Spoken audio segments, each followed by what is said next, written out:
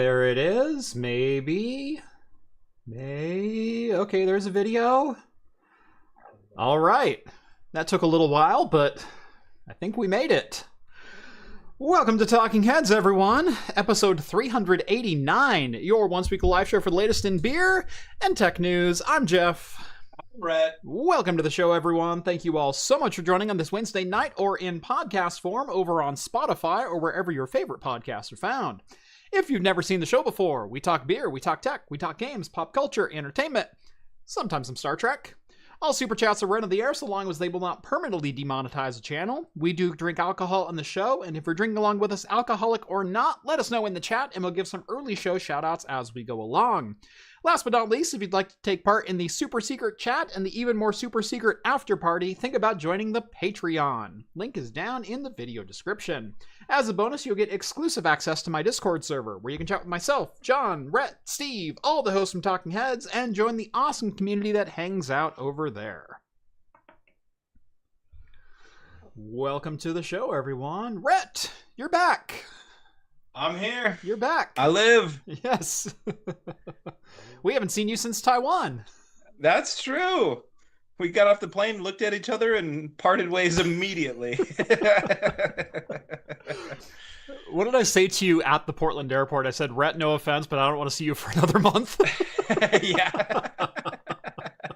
And we didn't. Yeah. That's funny. Forgot about that until just now. So did I. The friggin' 17-hour trip home and sitting next to him the whole time. Obviously, I mean, 10 days in Taiwan. Yeah. We got a long flight back. Yeah, it was. We lucked out a couple times. I mean, we had good, decent seat neighbors, and yeah, didn't have anybody behind us on that one going back, so that was pretty sweet. Yeah. But yeah, glad to be back. Welcome back. The rumors are true. Yep. I don't know what they are, but they are true. Jay is checking in and says, tonight is I'm at the supermarket watching the show night for me. What beer should I look at? That's a great question. So some of the viewers and I are actually partaking in a new beer. A couple people found this one, and I found it this last week. We've talked about this a lot, but Rett, what was like your entry into like craft beer? Like, there's usually like a common like 5 beers that everyone points to. What was yours? Yeah, for me, it probably started with the Hefeweizen, the Widmer for me. Yeah, yes. Widmer Hefeweizen. And then the other big ones that were kind of floating around. Well, also, Mirapon Pale Ale was a big one around that time. Yeah. From Deschutes. And then like really popping off at that time too was like Ninkasi's, like IPAs and things like that. Yeah. I don't know. So yeah, I was really into the Hefeweizen now. Hefeweizen's one that got me started. The Deschutes Black Butte Porter was another one. Also Mirapon, also from Deschutes. Those are very common. But one that you hear a lot, if you go to like more the German, Weissbier kind of threads, is either a Fat Tire or a Blue Moon. Okay, it was funny. I was gonna say Fat Tire and Blue Moon, but I left them out of the list. Yeah. Like you said, top 5, and I gave you 3. Right, right. Yeah. And I was like, I don't know, like I'll just keep it with Oregon. Yeah, exactly. But no, Blue Moon was certainly one that was pretty influential in me going, oh, what's this? This is different. This is good. When kind of starting out. And Blue Moon, well, I'll back up just a second. There's another trend in beers that's happening right now.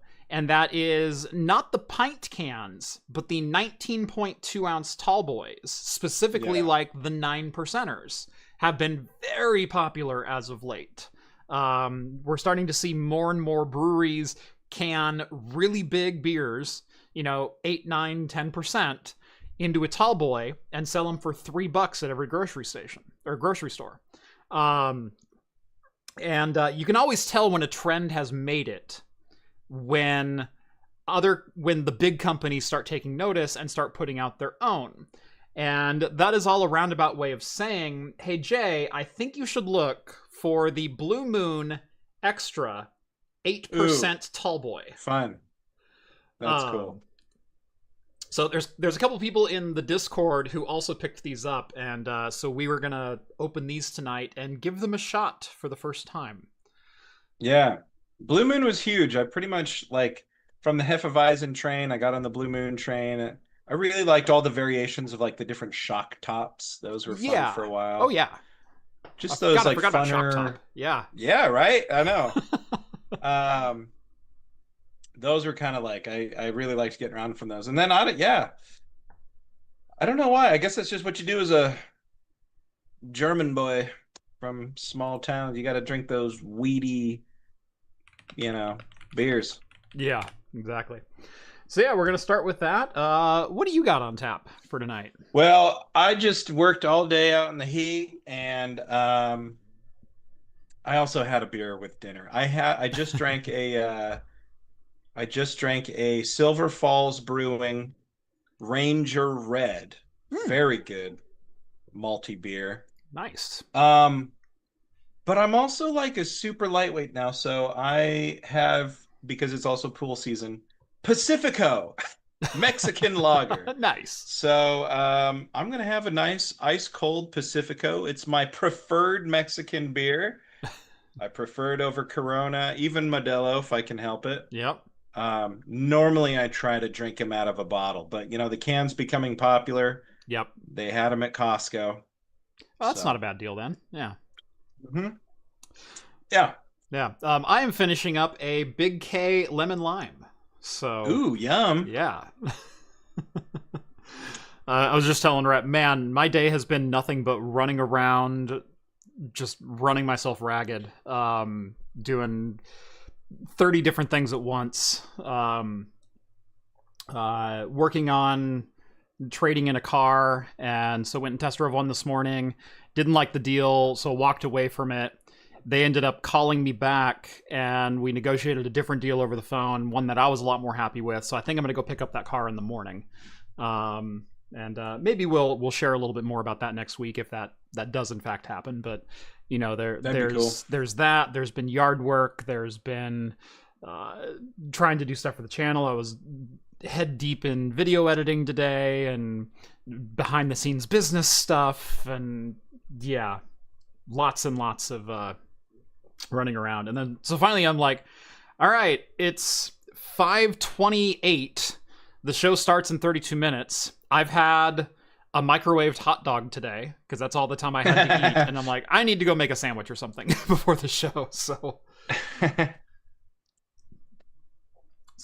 just had that. Finishing up a lemon lime soda. Perfect. Jeff to CarMax. I have altered the deal.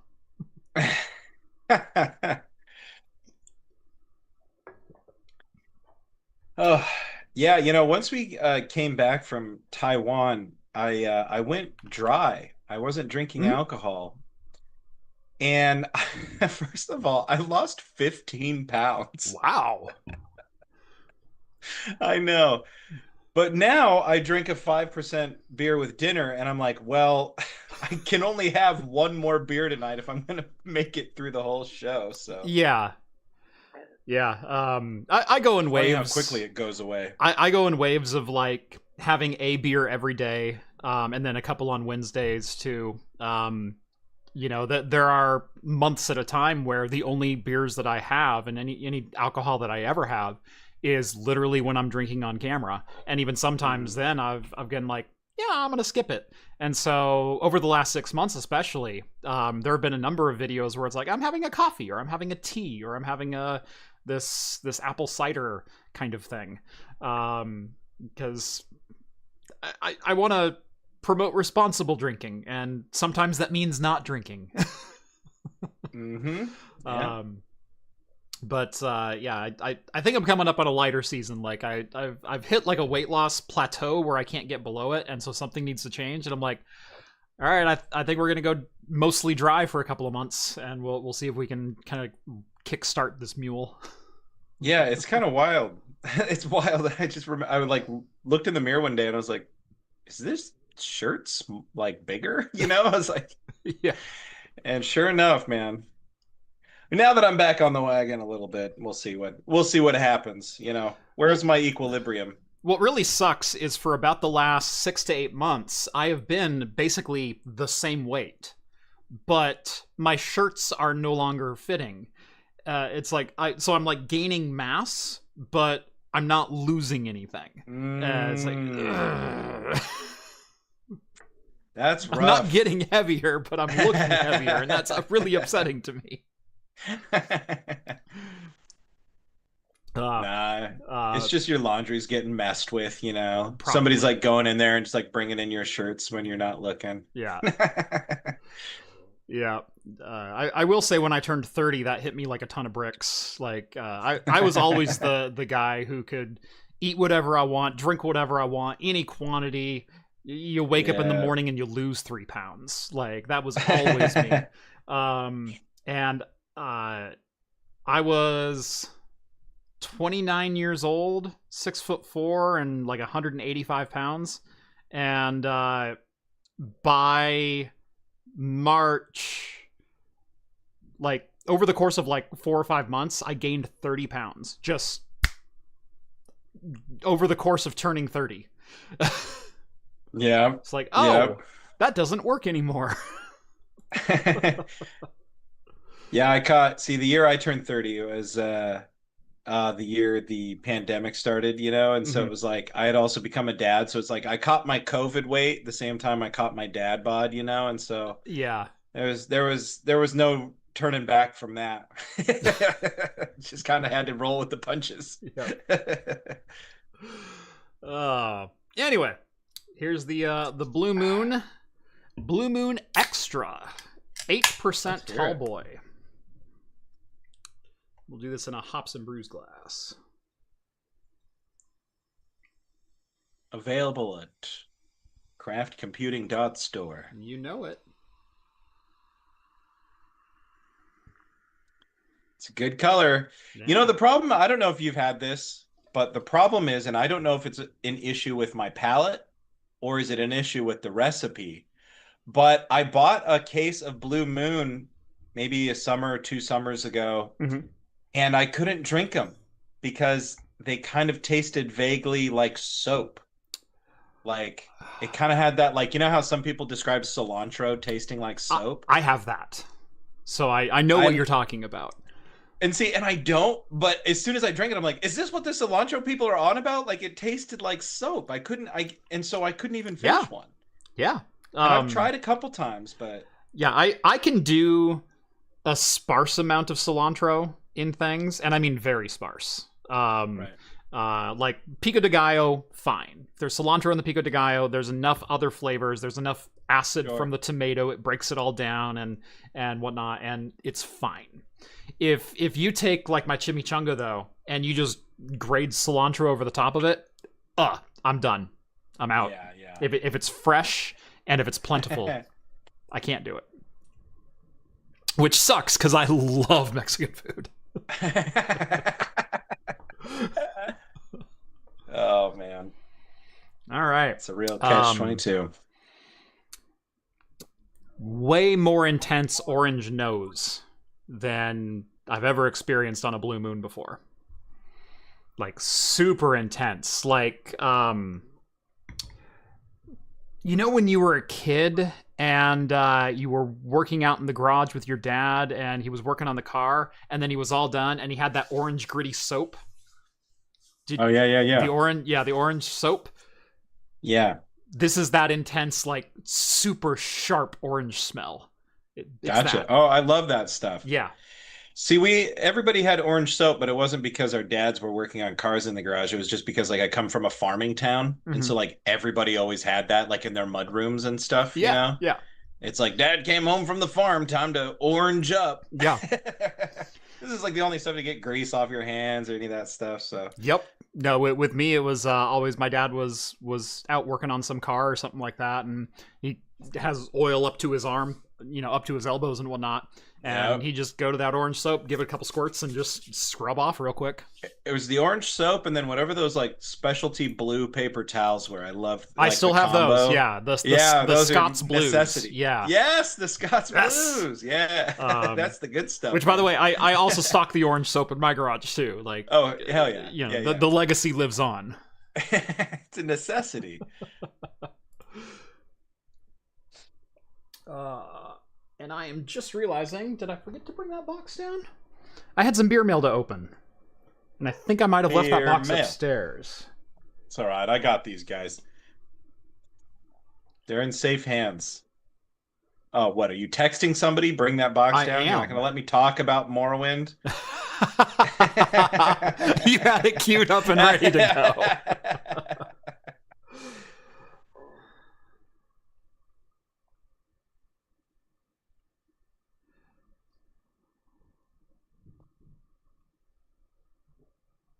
Yep. It's a good game. Nice try. Nice try. Well, what can I do? Zeus wants to know, is the car that I'm looking at potentially an EV? It is. Zeus knows what's up. I think I'm going to take the plunge. And again, I'll more share more later. Yeah. You're not going to regret it. I regret getting rid of the Leaf, but it was a necessity to finance the next car. So the Leaf performed admirably. Yeah, I liked your Leaf. It was great, man. It was so perfect. Car. Yeah, it was so perfect. It was kind of funny, like trying to maximize the mileage. I'd roll up to the studio with freaking jacket, sweater, sweats underneath my pants. Just the hell am I going to turn on that heater? Couldn't turn the heat on because I needed those extra miles to make it up the hill today, Jeff. Man. But it was still a great car. And then the AC, that was no problem. I never turned the AC on any of my cars anyway. So. Yeah. Well, I do now, but I didn't back then. Right. I'm older and more frail now. Yeah. But it was super awesome because then in the summer I was getting those extra miles from the heat, I don't know, whatever it does to the batteries just squeezes those couple extra miles out. Oh, is it already open? Can you see what's in there? Uh-huh. That with the face? Okay. All right. From John J., longtime fan and supporter of the channel. Revolution Brewing. Yes. Rye Way to Heaven. Woo! Oh, yeah. 4-pack. Nice. Were you on the night that I had this? No. No.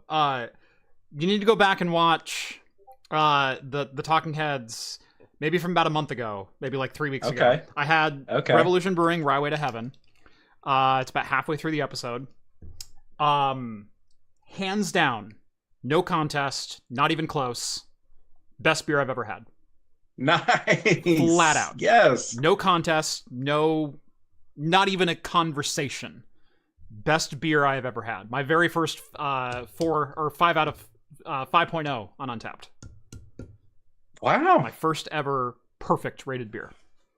And you got one for each of us. I got one for each of you. Yeah. Now we're talking. So John, Jay, thank you. Thank you, my friend. Amazing. Yeah. He even sent the box too. So. Ooh. Oh.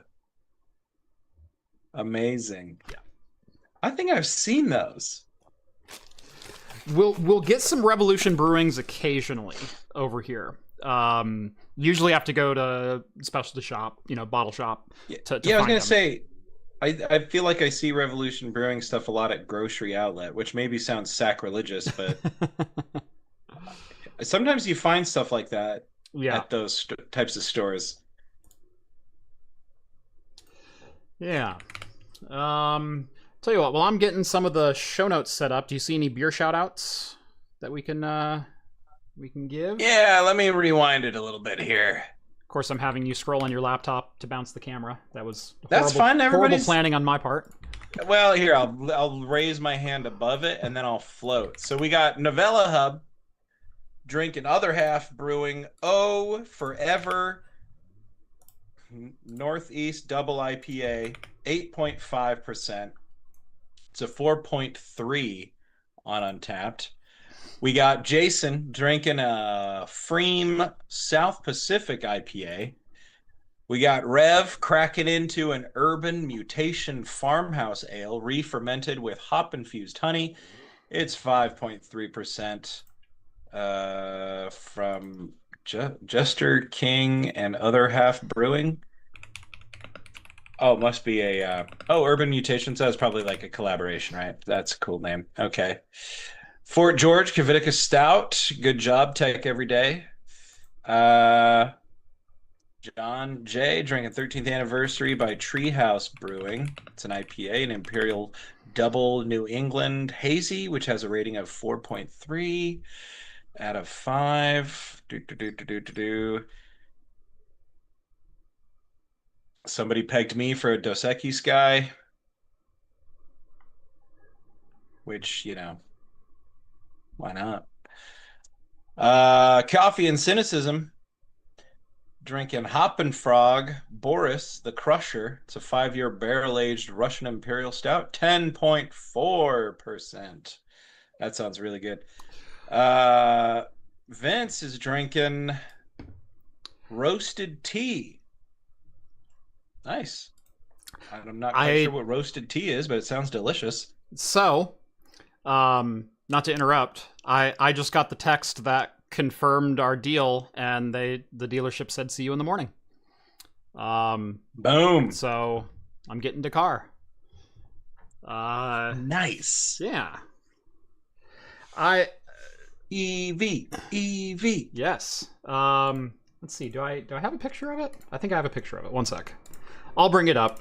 We'll talk, because it's interesting. It's an interesting choice of car for me, especially with what I'm trading in.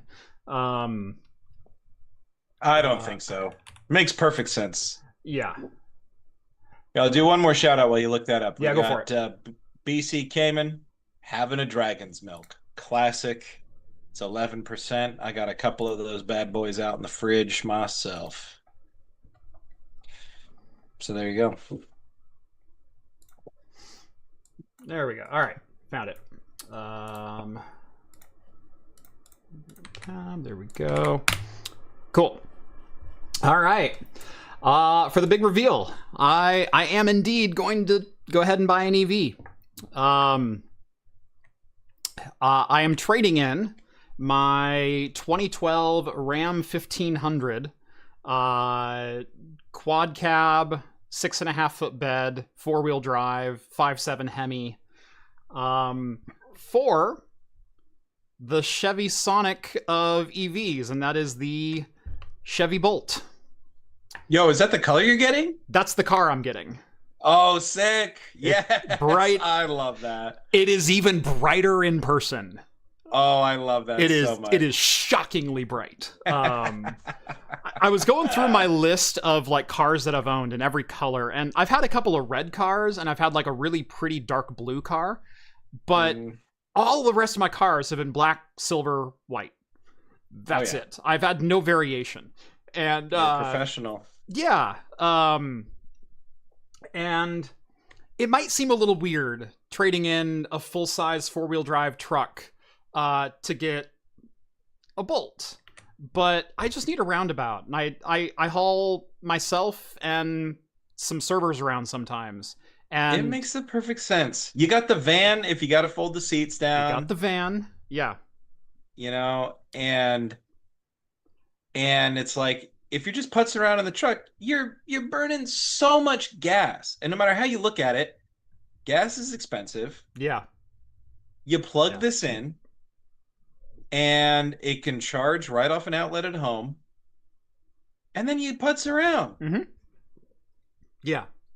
What else do you need? I mean, exactly. Look, I'm a huge advocate of this already. Trading the truck in for this, it makes sense. The only people that are scratching their heads about it are the ones that are like, What's funny is the Chevy Bolt is looked down a lot on a lot of EV forums because they go, oh, it's one of the weakest EV motors that's out there. It's only 200 horsepower. It's still 0 to 60 in like 7 seconds. Like, it's pathetic. Why are you buying an EV if not to go fast? And it's like, 0 to 60 in 7 seconds puts you on pace with a 350Z, an MR2, an RX-7. Right? Yeah. Go down the list of like really hot, fast cars. Yeah, it's not 400 and 500 horsepower, but it's not slow. And then the other thing is, well, it's 240 mile range, but it charges so slow. It's only got a 5500 or 5 kilowatt fast charge or charge. So you're going to be sitting for 40 minutes every time you have to charge it if you go to a fast charger. And I go, if I've driven 240 miles, I think I'm due for a 40-minute break to go have a bite to eat. Seriously. Like, that's 4 to 5 hours of driving. That's more than that. Yeah, that's like almost at highway speeds. Right? That's 4 to 5 hours of driving straight. Yeah. No, you're spot on. I just can't imagine. Yeah. This is the thing, and I ran into this all the time when I drove the Leaf, which is, and people would stop, like they would roll down their windows at intersections and ask me questions about the Leaf. Yeah. Which I always thought was fascinating, and they'd say things like, "What's the range on that thing?" Now I'm driving a first generation Leaf. Yeah. It's old. The battery's worn out. I was lucky if I got 50 miles on a fully charged battery. Yeah. That being said, they'd be like, oh man, like I could never live my life like that. I'm like, well, I have another car, first of all. I have another car if I need to go somewhere. But what if you got to, like, what if last minute you want to go up to Portland or something? Like, I would go and I would plan around charging. Right. Or I would just swing back and get my other car. Like, I'm not going so far away from my house that I know I can't get back in a hit rush if I need to. Right. Like, just people's perspective about stuff like it. We really build up this idea like, well, the freedom of the open road and all this type of stuff. It's like, man, the old-fashioned American road trip has been dead for a long time. Yeah. And it's time to put it to bed. I was thinking of range and of like, am I gonna have range anxiety? And I went, I don't think I am, because number one, I think very, very long and hard about any time that I'm driving. Where am I going? What am I doing? What time am I driving? That kind of thing. So this I'm buying up in Portland, which is about 40 miles away. So let's say I buy the car in Portland and I drive home 40 miles. Let's say I had to take the car from home to Portland to get it serviced and then come back. That's 80 miles round trip. I can, on the way back, not stop at my house, drive 65 miles to the beach, and then 65 miles back before I have to charge. Yeah. And that's exactly. People just don't quite understand. And then the other thing, like, the thing is maybe you get in it and for a couple weeks you have range anxiety. That's normal because you're learning the quirks. You're learning the behaviors that make the battery drain faster. You're learning the things that make the battery drain slower. Because that's the thing, like these things get 240 miles per range. But I noticed this all the time, or like with the Leaf, I was like, if I could drive 30 miles per hour everywhere in the Leaf, I bet my range would be like way higher. Yeah. You know what I mean? Because the efficiency of the discharge just increases. Same thing with like my hybrid. If I could drive everywhere 30 miles per hour, I could get like 100 miles to the gallon in that thing. Yeah. But I have to drive at highway speeds, and so it drops me down to like 28 or 30. Yeah. Every vehicle on the planet past 40 miles an hour starts fighting wind resistance more than anything else. You're fighting more wind than inertia or mass of your vehicle or anything else. Every vehicle drops in efficiency after that. Now, you can trick it with gearing and other things, but the wind is your number one resistance to actually traveling and being efficient. But the way I drive, I rarely even leave the city, and the fastest I go is 40. Like, Yeah. driving around, I will go 3 weeks straight and never leave the city limits Right. anymore, you know? See, and Jack Sparrow here says maybe you don't take road trips, and if that's the case, an EV will be fine for you. But I just took a 6.4-hour road trip this past weekend, and I want to say, but when was the last time you did that? Okay. I drive 6.4 hours all the time for work. I drive all over the Northwest, Right. which is why I don't drive the Leaf anymore. But at the same time, it's like 6.4 hours isn't a road trip, first of all. Like, that's just a long drive to somewhere. Yeah. Road trip, we're talking like multi-days. We're talking, the freedom of the American West at your back and the wind in your hair and a hotel looking for a vacant sign, Yeah. The American road trip isn't dead. It's not. It's just not for you. And Jack, I was going to go into that point a little bit more. And I was just talking to somebody who had taken a road trip. They did a bunch of family road trips when they were kids and then tried to recreate them. And the cost of these road trips was like astronomical compared to like what they did, in the 90s. Because everything costs money now. It costs money to like pull off the road and park your car. Can I just say? Sorry, I'm doing some math. No, it's fine. Jack Sparrow, he says it was multiple days of 6 hours. I let me just say, okay.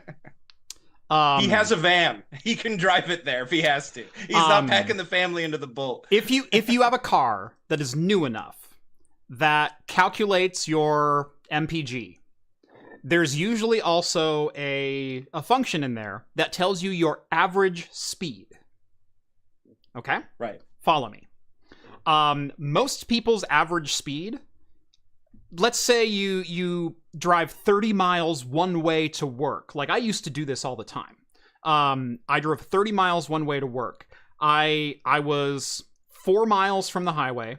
I would drive 12 or 13 miles on the highway. I would then drive through a little bit of traffic in a city. I would get on another highway and drive another 12 or so miles. And so, like, yeah, 7 miles of like terrestrial driving and 23 miles of highway driving. Yeah. Where I'm doing 70. Right. My average speed for my commute was 32 miles an hour. Yeah. That's a good point. And people go, I'm doing 70. No, but you're also slowing down, you're stopping, you're turning, you're waiting 3 minutes at a stoplight. Your average speed is about 32 miles an hour. If you are doing nothing but a road trip, even if you're like bombing down I-5 through California and you drive 400 miles straight on a tank and you're doing 85 the entire time, your average speed will be like 63. Like, because you have to stop and get gas and you turn off. Yeah, and those little stops decimate your... Now, that's all to say, if you were driving 6.4 hours per day at an average of 45 miles an hour, I'm giving you're bombing down the highway kind of velocity.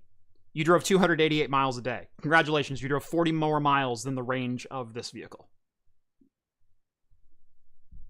Damn. And I guarantee you had to stop for gas at the end of that.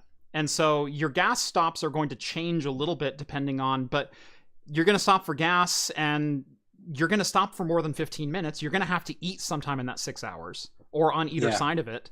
Guess what? If you sit down at a restaurant, you're there for an hour. Plug your car in, let it charge. Like... Yeah. I think that's the thing that really can only be experienced by people. And I think that a lot of people are just holding on to the convenience of being able to pull up to a gas station and fill up your car while the engine's hot and get back in it and go. Mm-hmm. And I don't know, maybe someday we'll solve that issue with EVs. But for me personally, it's just a little bit of extra planning or a little bit of forethought or a little bit of patience. And you're over that problem. Most people I know who have hangups with the idea of the EVs and the range and all of this type of stuff. I mean, the other idea, Jack Sparrow, how many times are you, and I'm sorry I'm ragging on you. The whole point of your what you were saying, Jack, was that I said the American road trip is dead, which might not be true. But what's really funny is even the numbers he presented went like, yeah, okay, so drive 40 miles less and then charge when you get there, and you've done the exact same trip. I was just thinking that. I was like, didn't we just establish that that's almost the whole charge of it, and you could stop and have lunch and like, but whatever. I wasn't going to bring that up. I was going to say that the other solution is like, I don't know, go rent a car, go take, there's just so many options, and I'm just so mad about saying it because what most people are talking about the EVs are just feelings. Yeah, they're not really real. And I feel if most people got behind the wheel of an EV and they drove it, they'd be converts pretty quickly. You drive it for a week and you figure out how convenient and cool it is to never have to go to a gas station again. Yeah. You're gonna like it. You're gonna stomp on the gas when that light turns green. You're gonna like it, I don't know. It's just so funny. But he says, I'd love to take the trip on the motorcycle. And that's a fun way to do it. I used to have an old Honda 1980 CM 450. I drove that thing pretty much everywhere for a couple years. Wasn't gas efficient though. People would talk about how gas efficient motorcycles were. Mine was not. Mine was not. Yeah. Yeah, you had a 650 what? It was a 450. It was a Honda, and it was a 1980 CM 450. They called it the Nightwing. Nightwing. Yeah. Or wait, was it Nighthawk? Nighthawk. Yeah. Maybe. Either way, it was a sweet motorcycle. I freaking loved that thing. Green. It was green. Super sexy. So my Discord phone, I just got a phone call from Discord, and it was Jordan who was on the show last week, and he completely forgot I was on the live stream. So all of a sudden my phone is ringing. It's like, no, go away. Jordan just can't let me have my moment, can he? I know. I said, I'm in a live show right now. Are you trying to bomb me? He goes, no, just Rett.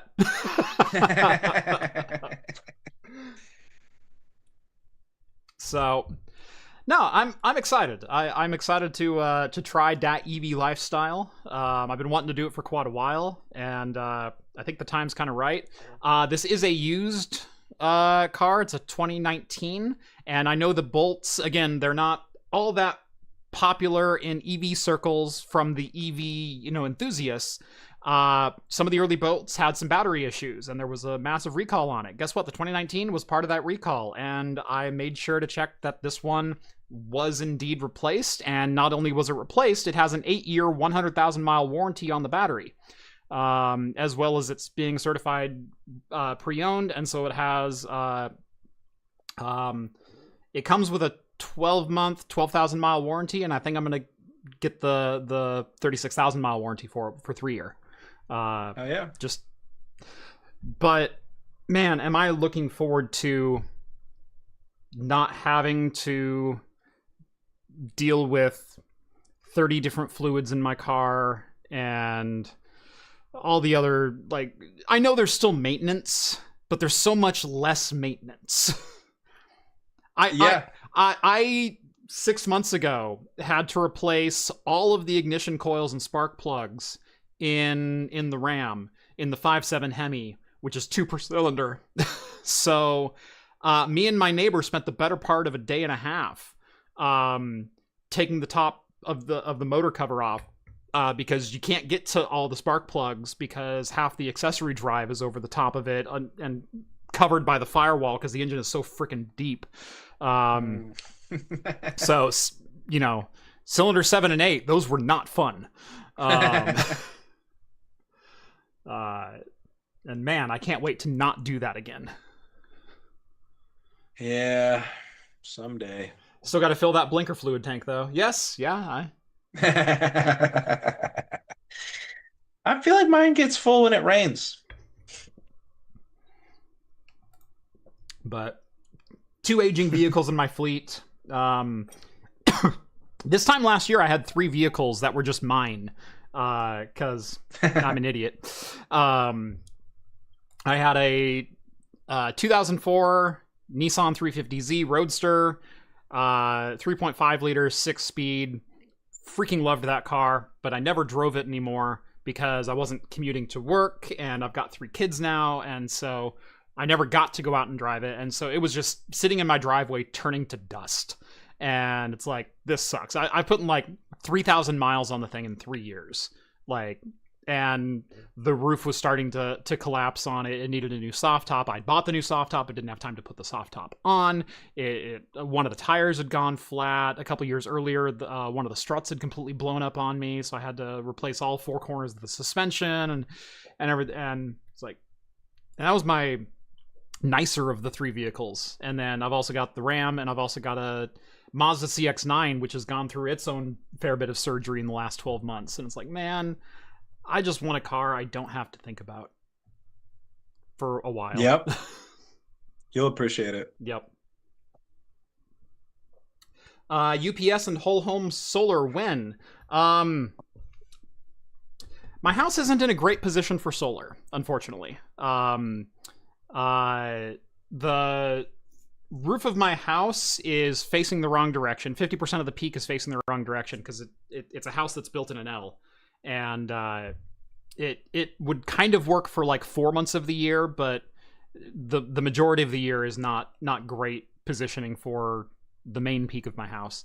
And I just wouldn't catch that much. Like, I'm sure it would help supplement, but it's not worth the investment. It's not like I'm on top of a hill with no tree cover, and you could soak it up from 8 in the morning to 9 at night. No, my house isn't like that. But whole home UPS is something I have definitely thought about before. And who knows? Maybe in the next couple of months we might be building some stuff. Might be diving into some more maker DIY kind of stuff. We'll see.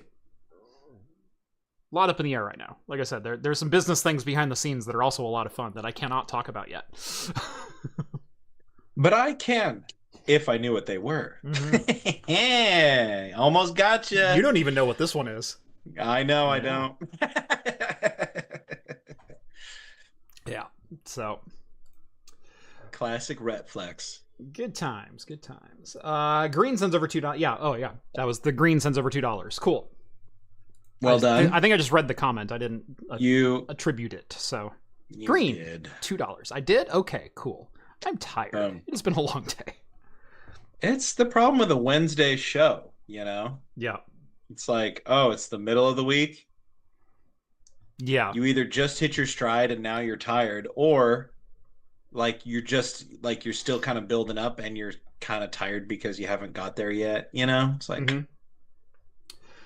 When will EcoFlow be sending you some stuff for review? They're on the list. There's a couple things that I'm considering with EcoFlow. So when I have a project to pitch them, I will definitely be sending that over their way to have some fun with that.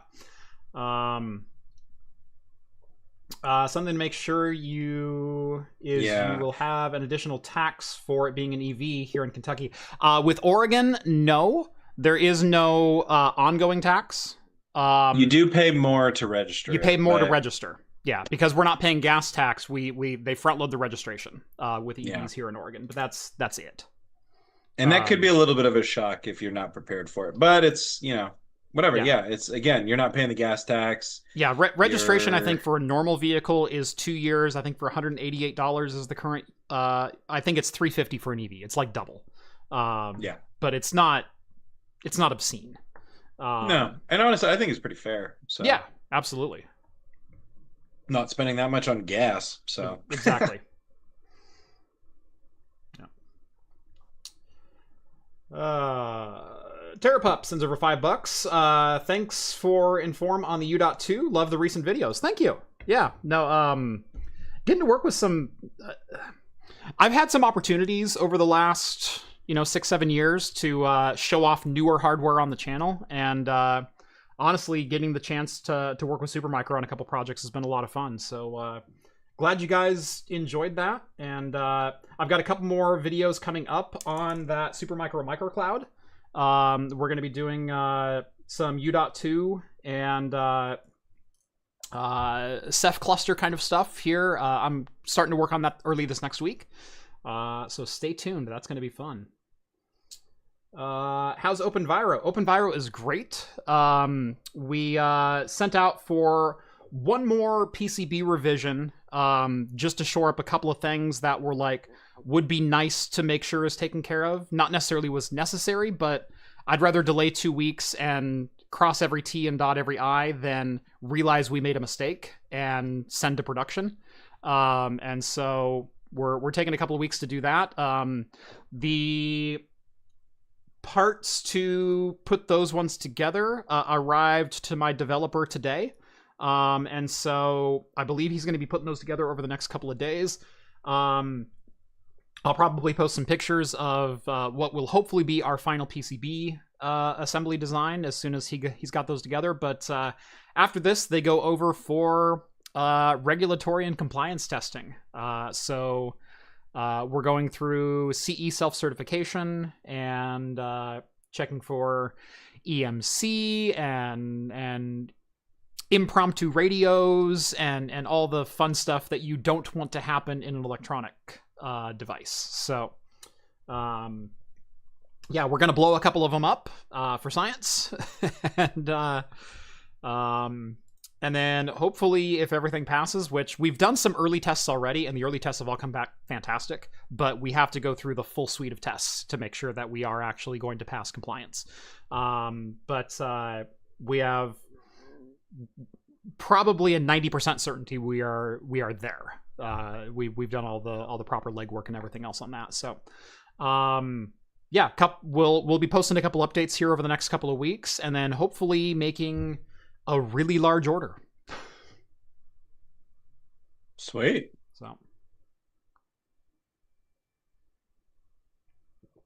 So how's your Pacifico treating you? It's empty. It was good. I like Pacifico, man, especially when it's cold and I'm sweaty. The thing I like about it is that it's just like a little bit more full body than like most other Mexican beers, especially like the Coronas are good, but just not, they don't quite have that full bodied, and it's kind of got that classic lager taste, so it's a little breadier, a little grainier, so it's good. Yeah. But yeah, it was tasty. Cool. Yeah.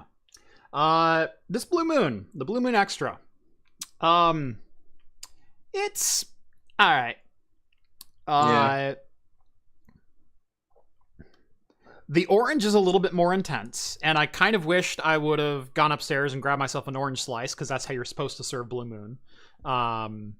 Is they actually say, please serve with an orange slice. That's not only a recommendation at bars, but they put it on the cans, and it actually does help with the flavor profile. There are certain times you want different aromatics, and you want some of those citruses and oils to kind of mix with things. Blue Moon benefits from that. I don't know if that would... This is like a 6.5 out of 10. So I'd rate it, 3.25 on Untapped. If I was rating on Untapped, it's drinkable, totally drinkable. Pretty full bodied. Like the very initial flavor of it, the very initial hit is a little bit dry, but then it kind of rounds itself out and expands to fill the space, I think is the best way I can put that. But I'm getting a lot of the orange, but I'm losing a lot of those Belgian esters, what makes a Weiss beer a Weiss beer. I'm missing that rounded malty flavor. The body follows that, but the flavor doesn't. It's just orange. I'm wondering if perhaps the legacy of Blue Moon lives on because it was so early and kind of groundbreaking when it really hit the market, or has our palate just like evolved beyond it, or not, or I guess, and was it early and now our palate has evolved, or is it just not, like, is it literally not as good as it used to be? And any of that could be true. We don't know because I don't have a Blue Moon from 2006 to try it against. We need to get John in on this. We can find one. He's probably got one at the back of his fridge. Yeah, I don't know. Because while in your brain, Coca-Cola is Coca-Cola. In my lifetime, Coca-Cola has been through like 3 or 4 major changes.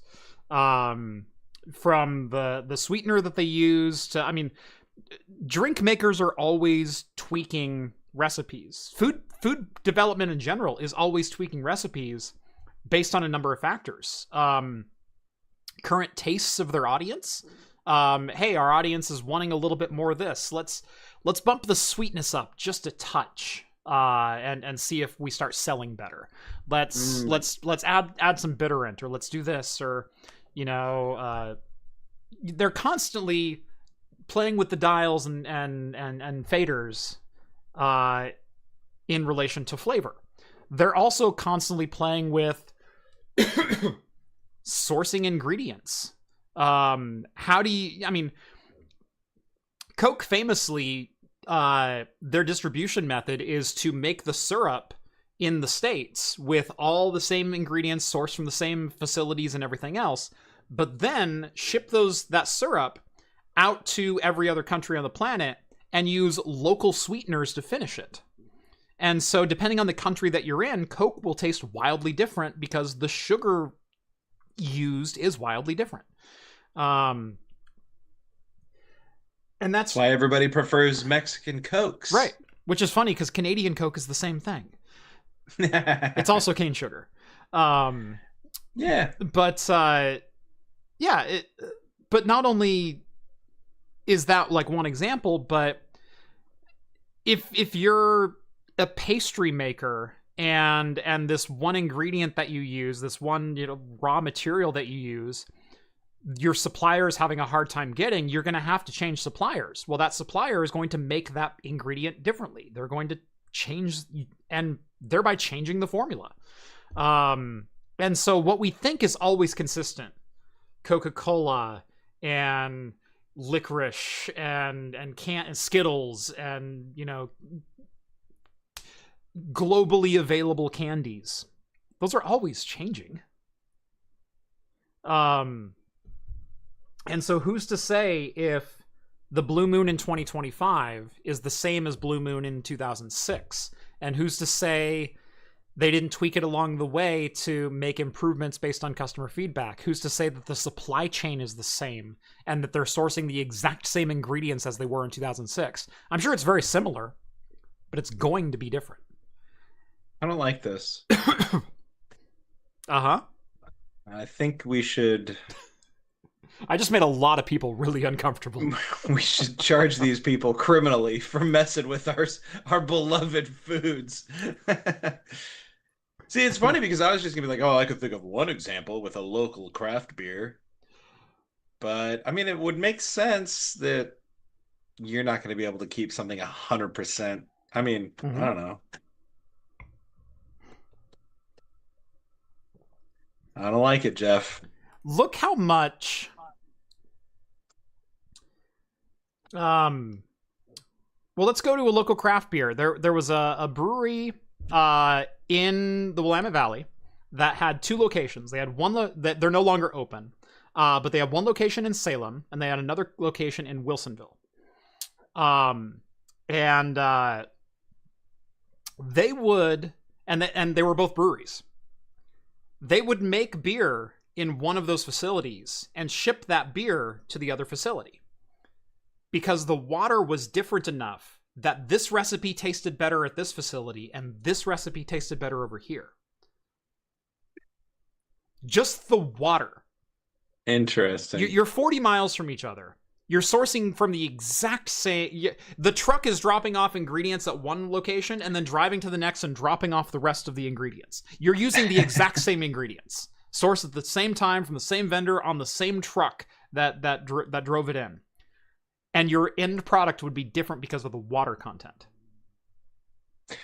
Well, Salem has pretty good water. We do. I don't know if you know this. Yeah. I don't know where Wilsonville gets their water, but I just recently listened to a podcast about Same how river, Salem treats its...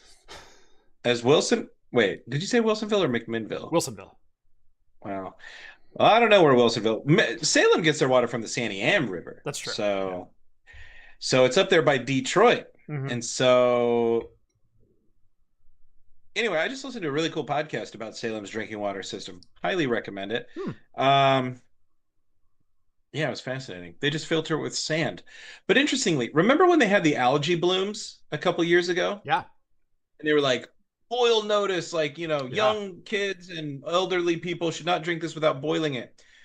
Well, surprisingly and interestingly to me, they have a contract with the city of Staten, which is nearby us, to sell drinking water to. And Staten was like, doesn't matter. They got the same exact drinking water, but because they don't test anything, they don't, they don't do anything. They got the water. Salem had a boil notice, same water going to Staten, and Staten's like, our water's fine. Yeah, I don't know what you're talking about. It just blew my mind a little bit. Yeah. But anyway, and now they have an ozonator to turn on when they have these algae blooms, and they can just turn it on and destroy all the bacteria in the water. Yeah. Fascinating. I was like, whoa.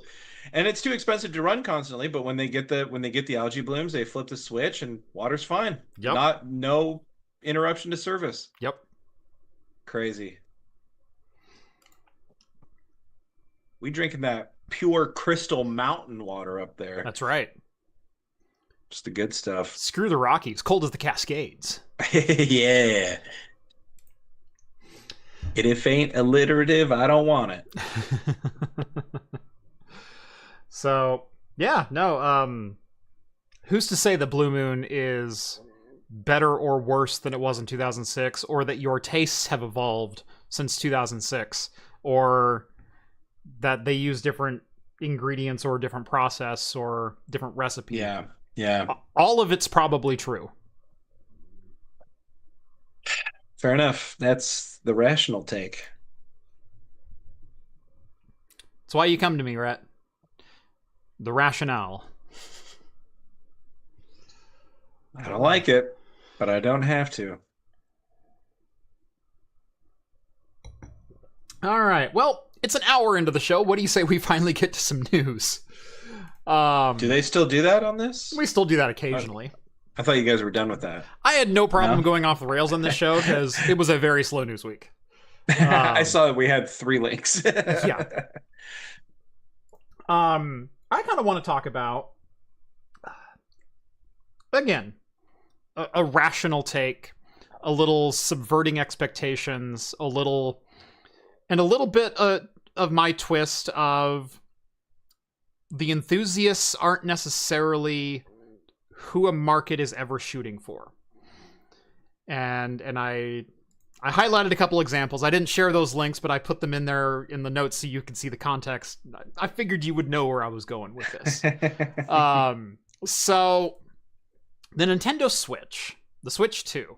And in fact, I forgot to even include the D-brand controversy of the kill switch case where the controllers are falling off because they didn't gap at a 0.5 mil like they were supposed to, and their response of, you're not holding it right, bro, because that always goes well. Like there's been a whole thing with them as well around the Switch 2 launch that's also kind of muddied the waters for the enthusiasts. But anyway, the Nintendo Switch 2 launched a month ago,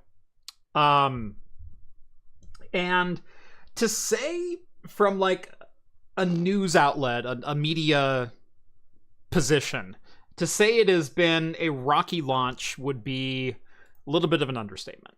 There has been a lot of lukewarm reception to the device if you look at a lot of the enthusiast channels, or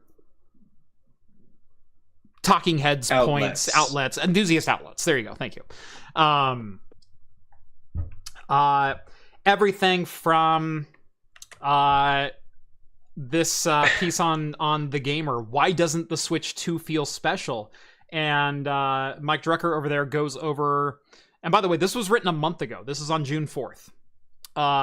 Goes over a number of things of, man, I'm used to Nintendo innovating. A lot of people know my stance on innovation. Sometimes it's innovation. Sometimes you've innovated so much, now you get to start iterating and making things better.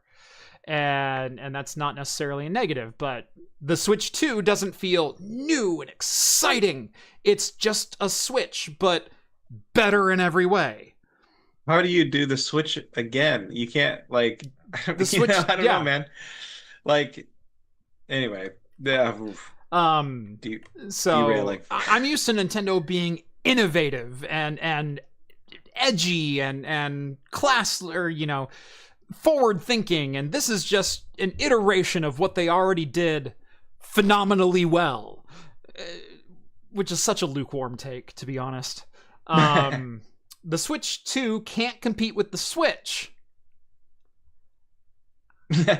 What? Except it already has. Didn't it blow the sales for the Switch out of the water?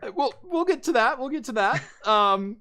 The Switch 2 can't compete with the Switch. In what world?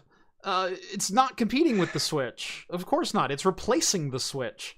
Competing.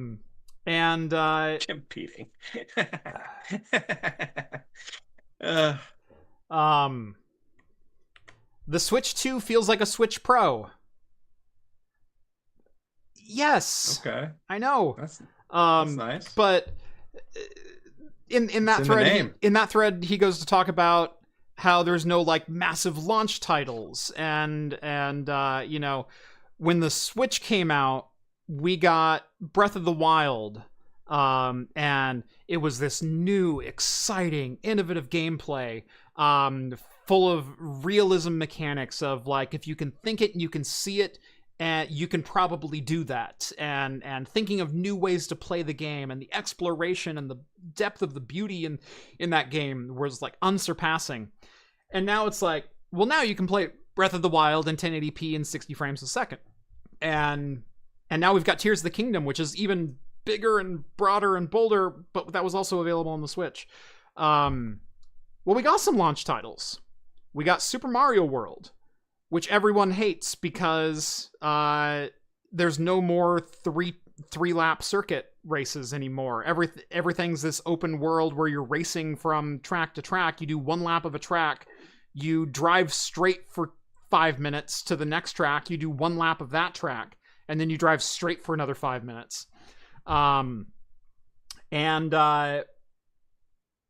It used to be that you could select random track, and instead of having you do the open world thing, it would just teleport you to the next track, and you do a 3-lap circuit. And so people were going, well, we're not going to do the way Nintendo wants us to play. We're going to just all choose random maps for our next map, and then we'll automatically be able to play a 3-lap circuit. And Nintendo killed that in the latest update. So you can't do that anymore. Random's not a choice. To which most Mario Kart players are like furious about. Like, they just want to play Mario Kart the way it was, but also like, Nintendo's not innovating anymore.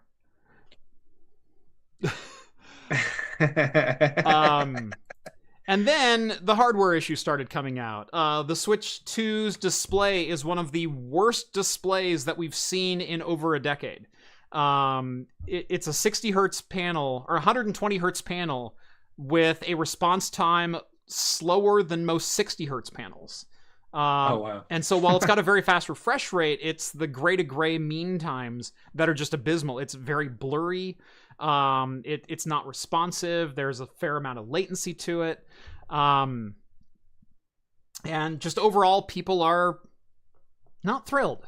Like, if you've read anything on the Switch 2, it's been unimpressive launch, people are complaining, poor first-party game support, Nintendo's not listening to their fans. Terrible The hardware. price is too much. The price is too much. And then this drops today. Nintendo Switch 2 smashes company records for fastest selling console. Not just Nintendo's records. It is now the fastest selling console of all time.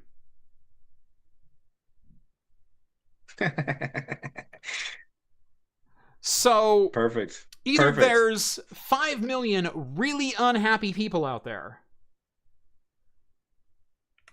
or maybe the enthusiasts aren't what the market is trying to target. Yeah. Which sucks as an enthusiast. I want perfection. But as an enthusiast, aren't you already aware of that? Like, isn't that what we talk about week in, week out on tech news shows? I can't believe Chevy came out with the Bolt. It's only 200 horsepower in this day and age. Xbox is making something with 700 horsepower. How dare they? Oh, the Bolt is the number one selling EV? Oh.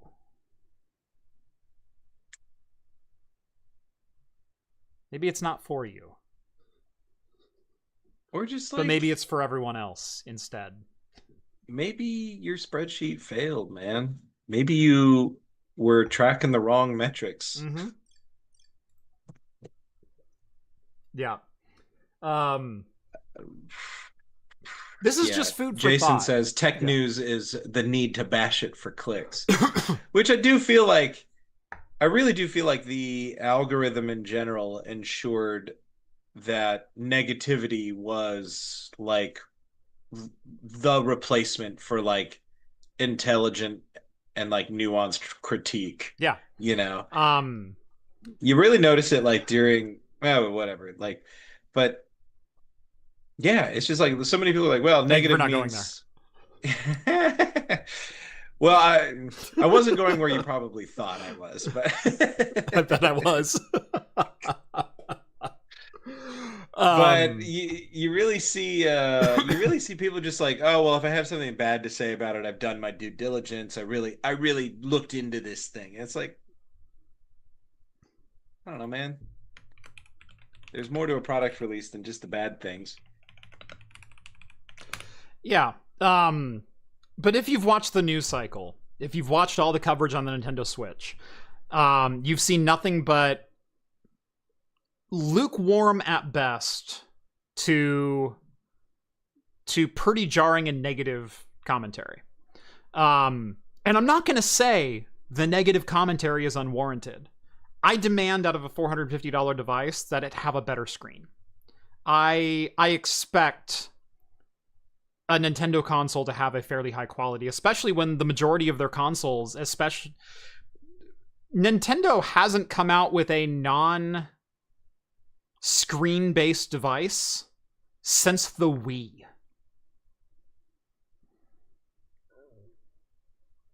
.3DS, Wii U, Nintendo Switch 2. Those are Nintendo's 4 last console launches. Nintendo hasn't built a non-screen device since 2006. I expect Nintendo to have exceedingly high screen quality. I guess that's the other thing. I mean, is everybody playing this thing in handheld? Like, I guess that's a selling point, right? Obviously, but like, I think I played majority of my Switch I played on my TV, which maybe I'm an outlier. But I played on my TV, and then on the rare occasion that I want to keep playing, I might grab it and use it. Yeah. And I don't know. I'm not one of these guys that's so like super sensitive to screen stuff. Anyway, if I wanted the Switch 2, I don't think I would be buying it based on the screen specs, but if I buy it and the screen is garbage, I'm not going to be happy. Like it's just lessening my experience. And I'm sure it was a cost-cutting measure. For those who think that the Switch 2 was not affected by tariffs, maybe a screen supplier got switched at the last minute to have a worse performing screen for a cheaper price. Just like the beer we're talking about, man. You can't keep that supply chain locked up the whole time. Right. Well, it might have been a conscious decision to go with a less expensive, less performant screen, as a cost saving measure to save the 15% you were probably going to have to charge in, or your customers were going to lose because of tariffs. So Yeah. there's definitely thoughts around supply chain and cost of components versus what financial impact those will have. And you have an MSRP target that you need to hit as a company to be successful. That's what all of your market planning and scoping has told you, is people are willing to spend $450. We need to price the console at $450. And at that price, that will basically deliver the sales numbers that we expect for the profit margin that we need for this product to be successful. Like, it's marketing 101. And I guess I'm just so far removed from the way that it works anyways, because I'm thinking to myself, because I've seen some pretty hot takes on YouTube and stuff the last few weeks. Mm-hmm. And the one thing I was just thinking of about this all is like, okay, price go up, price does this. Everybody complained about the price and blah, blah, blah, blah, blah, blah, blah. It's like, you kind of had a pretty good idea that you were going to be unhappy with it just after the price released. And yet all of these guys went out and bought it anyway. Yep. I didn't, like, all the YouTubers I saw that were ripping it apart, they all went out and bought it anyway. Nintendo doesn't seed anyone. Right. You don't get pre-launch samples. Some people might get flown to a launch event and get some hands-on time for like 30 or 40 minutes. I know of a couple people who have done that before. But very much still, like Apple. When Apple stands on stage and goes, the all-new iPhone 17, blah, blah, blah, you're seeing it for the first time. When MKBHD and iJustine and all the other Apple people are in the audience, they're seeing it for the first time. When they're walking out for the press or for the hands-on time, that is their 30 minutes of hands-on time. And then they do the reporting based on that. They're not getting pre-launch samples. They're not getting anything. And then when the retail versions come, when their box comes in the mail, they open it up and they write their review, which is why for the first 2 or 3 days after launch of iPhones, all you see are unboxing videos. You don't get in-depth reviews and teardowns and performance metrics and everything else within the first 12 hours of launch. You get it 7 to 14 days later. Yeah. Which is probably healthier. Identical to the Nintendo Switch. Nintendo doesn't seed launch review samples. Yeah. I mean, that's the thing. I don't know. If you knew you're going to be unhappy at that price point, why spend it either way? Right. And it feels like that there's just a growing number of people in our generation anyway who kind of just like buy the consoles. Yeah. Out of like some sense of obligation to do it anyways. Like, I know so many people our age that's just like they buy every console. Yeah. Well, I never know what's going to come. I'm like, man, everything comes out on PC eventually, like even the Nintendo games. Yeah, exactly. It's just a matter of when. Yeah, I just don't get it. I don't get it. Like, but the funny it's like, I'm not happy with the screen, but like I would. The funny thing is, we understand that as enthusiasts that Apple and Nintendo operate that way, but then those same people are up in arms when Nintendo is not, or when Nvidia is not seeding an RTX 5050 to reviewers for a launch day review, and reviewers are going to have to go out and buy their own cards. This is absurd. It's obscene. It's unfair. Like most of the other tech companies work. Like, I know Nvidia has worked very well with reviewers in the past, and I hope that continues. I think it's I'm not saying this as a like shut your mouths and Nvidia can do no wrong. I'm not defending Nvidia here. I'm saying I hope that relationship continues. But I saw a statistic earlier today. This is the 5th Nvidia card that has launched since January that has not had pre-seeded samples, and that's not on accident. I mentioned, I think in my 5070 review, I said I think Nvidia is testing the waters to see if they even need to seed samples anymore. Perfect. Because the cards are selling themselves. How much do reviewers even move product anyway? It depends on the product, depends on the market. Like honestly, like if I'm shopping, I'm just gonna look up some like comparisons, right. Some benchmarks, and then I'm gonna move on with my life. I don't really ever watch YouTube to see what they're running for benchmarks. I just want to see the spreadsheet. You know what I'm saying? Like, Right. I don't really fair. want anybody's Yeah. opinion. Maybe that's just me. I've Yeah. seen behind the curtain too much or something, but I don't know like, if I could even tell you how many. I can tell you. Well, let me back up. Like, I know that there's some like enthusiast products, especially like when you're getting into the used marketplace, where talking about something fun can really move some products.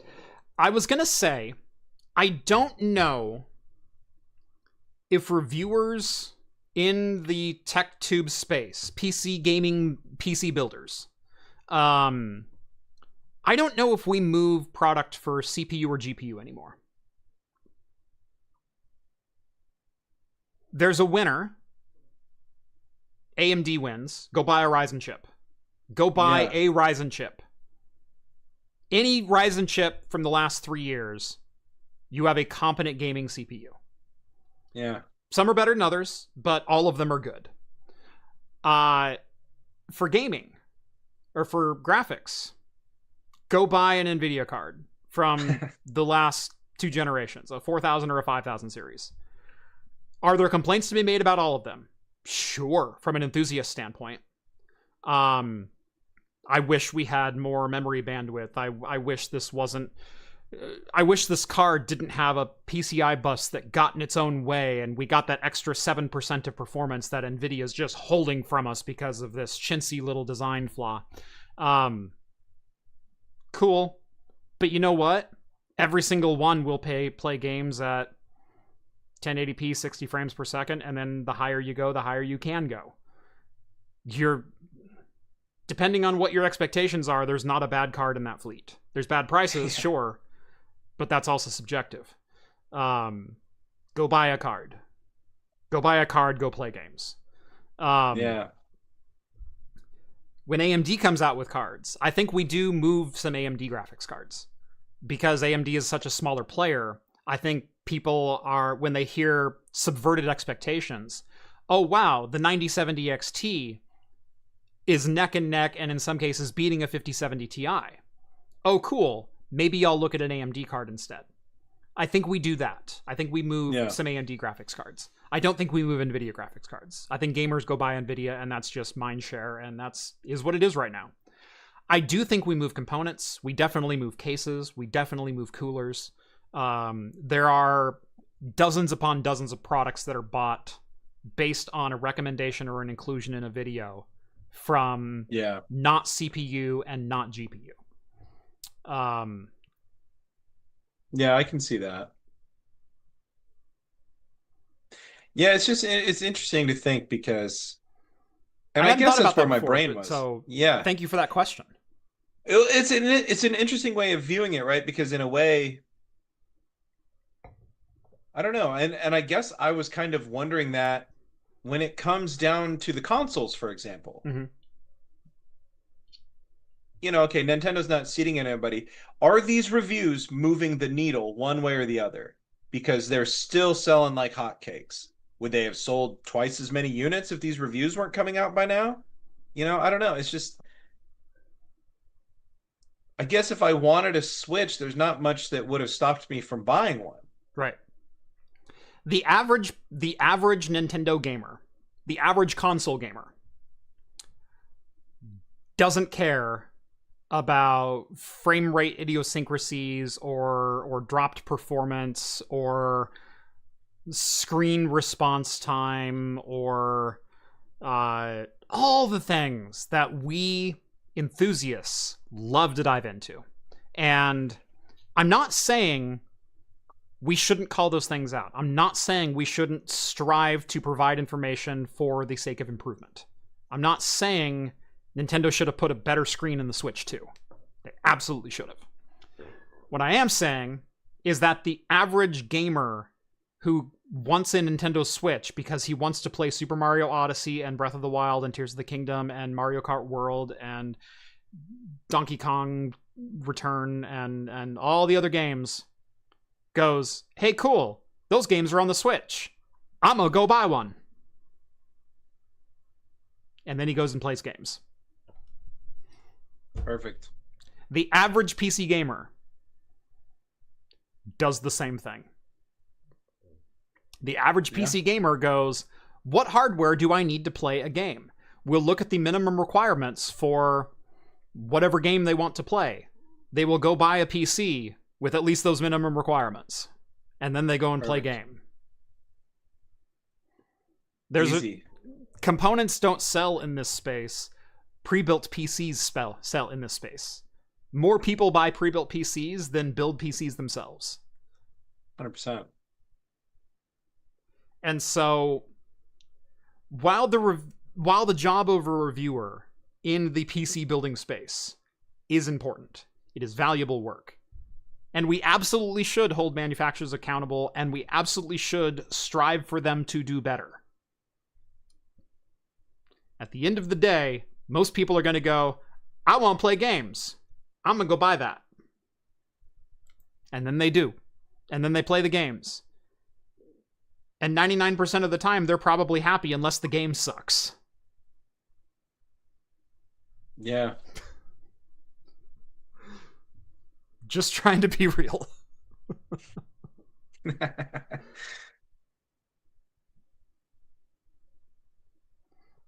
How many Bolt owners have asked the sales guy, how much horsepower does it have? None. They ask, how far can it go? How long does it take to charge? Do the seats fold down? Does it come with a level 2 charger, or do I have to buy that separate? Some more in the know might say, what are the tires on this one? Is it a specific EV tire, and is it more expensive than a traditional, bias ply? Because EVs do tend to burn through tires because of the immediate torque that they have. Even the Nissan Leaf tends to burn through tires, even though it's only, 140, 150 horsepower or something like that. And apparently you're dealing with a different weight profile and stuff like that. I mean, they're significantly heavier. Yeah. So yeah, what kind of tires does it use might be someone in the know asking a question. What they don't ask is, what's the efficiency of the inverter?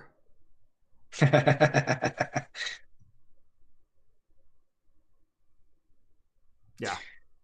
Yeah. What people do ask is, does this have CarPlay and Android Auto? And do I have to use a cable, or is it wireless? Yeah. I asked that when I bought my car. Mm-hmm. Getting into the real important questions. Yeah.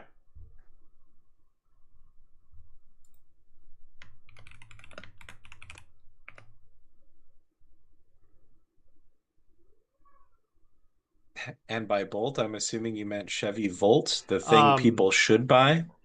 So, well, Jack, the Volt is the hybrid. Yeah, the Volt is the plug-in hybrid with an 80-mile electric range and a 200 horsepower 4-cylinder engine that can also drive the car, but not simultaneously. A friend of mine has a Volt. It has been parked at the dealership repair lot for about the last 8 months because the battery decided to spontaneously not battery anymore. And Chevy is refusing to fix it, even though it's under full warranty. At first they were refusing to fix it, and then it came to light that they would love to fix it, they just can't get parts. And so you're going to have to wait another 6 to 8 months. And so my friend has had a rental car for the last 6 months. He will continue to have a rental car for another 6 to 8 months, waiting for parts, waiting for his car to get fixed.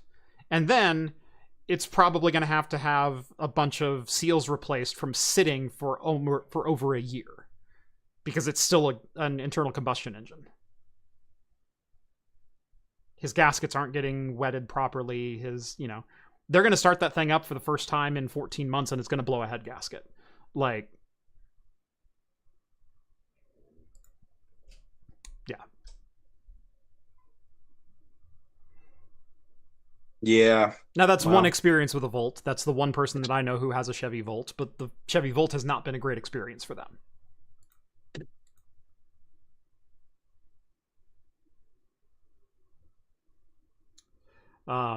But yeah, no, those are the types of questions that consumers ask, because 90% of consumers are not enthusiasts. And and then I've been thinking this a lot lately, and maybe this is so simplistic. This is just maybe max consumer brain rot, right? But I really think that the system as it stands today, there are so many options and so many choices and so many SKUs that you actually really don't have a choice. You know what I mean? There's so many options to choose from that if you think about it too much, you're just never going to buy anything. Mm-hmm. That's why in the PC enthusiast space, when you start talking about PC gaming, people are like, well, just buy the best thing ever. Just buy the max build.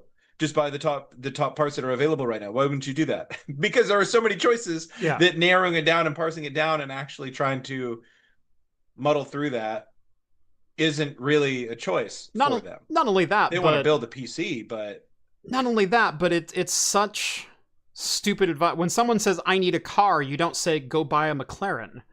Like, there are levels of cars, and there are purposes of cars, and there are budgets of cars. And what kind of car would you like? And how much would you like to spend? Just buy a Ridgeline, says Cosworth.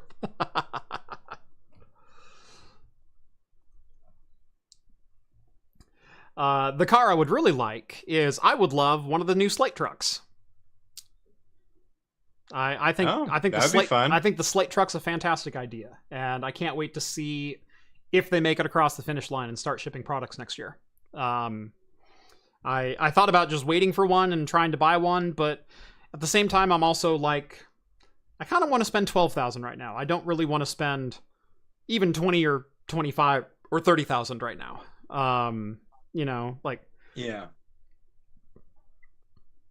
So yeah, I think I'm gonna. Don't blame you. I think I'm gonna go with the Bolt. And I think the Bolt's the way to go, man.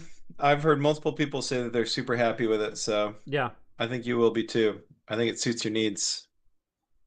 Yeah, I'm looking forward to it. So we'll know.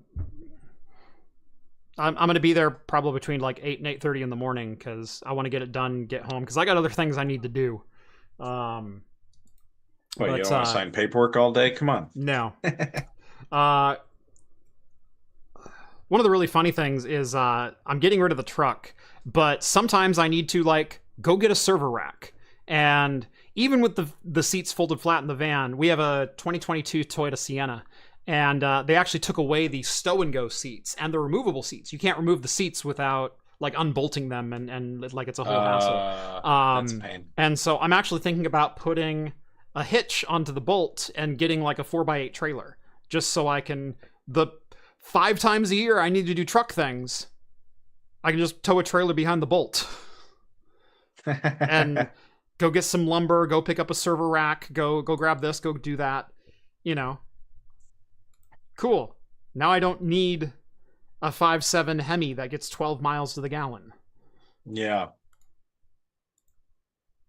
Yeah, just borrow the Ridgeline. Jack Sparrow says Ram Charger 1500.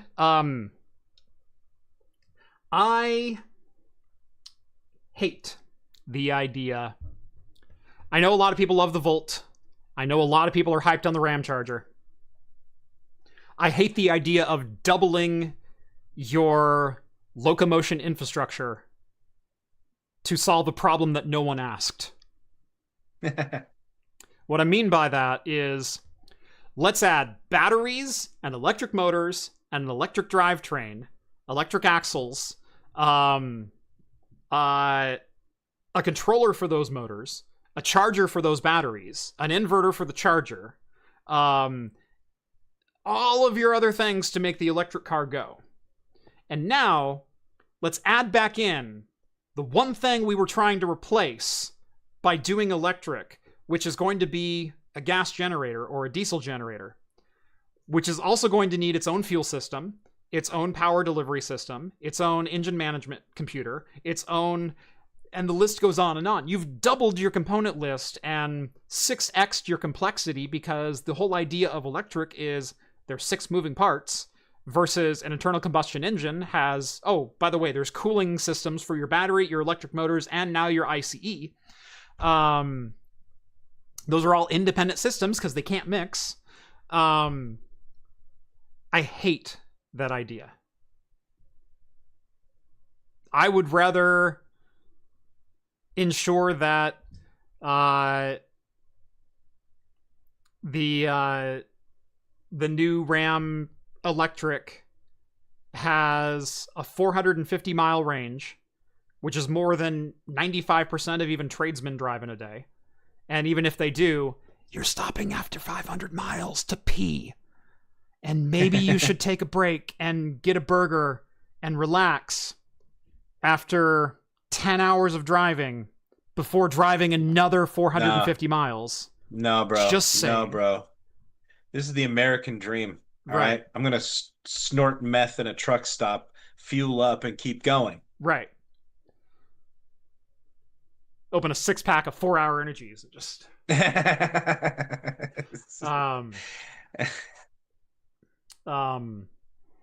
I hate the added complexity to solve the problem of, I don't want to stop for gas nearly as often, so I'm going to drain my battery and then drain my gas tank and then have to fill both. It's a problem that didn't need solved.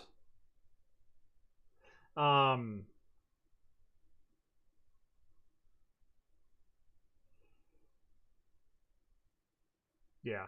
Someone asked, I saw something else. Hold on. Oh, what about the Edison model? Are you talking about the Edison truck? The Edison Semi, which is kind of the same thing? That's actually solving a different problem. The Edison is solving the problem of the electric semi-truck. And right now, we don't have the battery density. We don't have enough electrical storage, solid-state electrical storage, to be able to tow 50,000 pounds. We don't have that kind of energy density. The only thing that we do is diesel. By making the diesel run the electric motors and powering those, you are more efficiently delivering the power to where it needs to go, which is into the tires and into the road. It is a more efficient system. It is more complex, but I'm sorry, a Ram Charger 1500 doesn't need that kind of efficiency bump, and that's kind of my point. Whereas it makes a lot of sense in semis. Hell, most locomotives have been running hybrid diesel-electric drivetrains for 30 years. It makes sense for heavy machinery because the efficiency gains are monumental in that field. They're not monumental for an 8,000-pound, not even heavy-duty truck. It's a Ram 1500. It's a 3/4-ton pickup. You don't need much more than 300 horsepower, 400 horsepower. You're not going to be towing that much anyway. Hey, don't make this personal. I could tow things if I wanted to. In your Kia? Hey. If I wanted, okay? Which I don't. So, and I mean, I'm just one guy with opinions. You can agree with me and disagree with me. That's the cool thing about this format. I'm just saying, for my money, I would rather invest in more of an electric ecosystem, more charge points, because that is the most efficient form of locomotion we have today when it comes to consumer transport, when it comes to moving people individually from point A to point B. I'm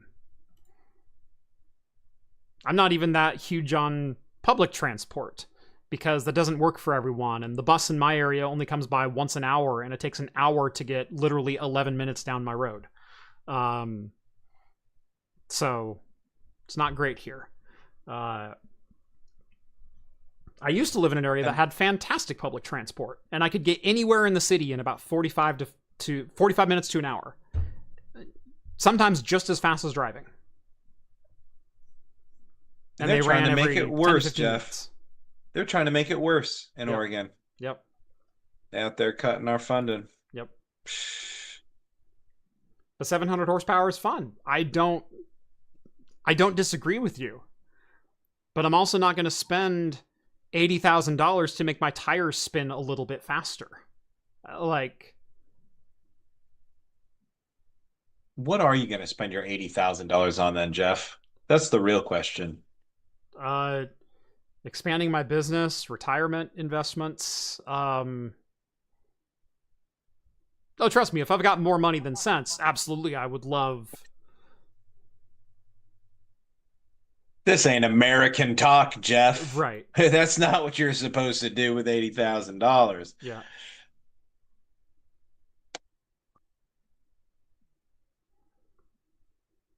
I am rural and EVs do not live out this far. Number one, rural. You realize you can charge an EV rural at your house. Yeah. Number two, I can drive. I can make it almost to, in the Chevy Bolt that I'm buying, I can make it almost to California without stopping. In fact, Jeff's county is rural too. Technically, sure yes. It would be technically considered. So, like, there's only 4 in Oregon that aren't, Rett. I know.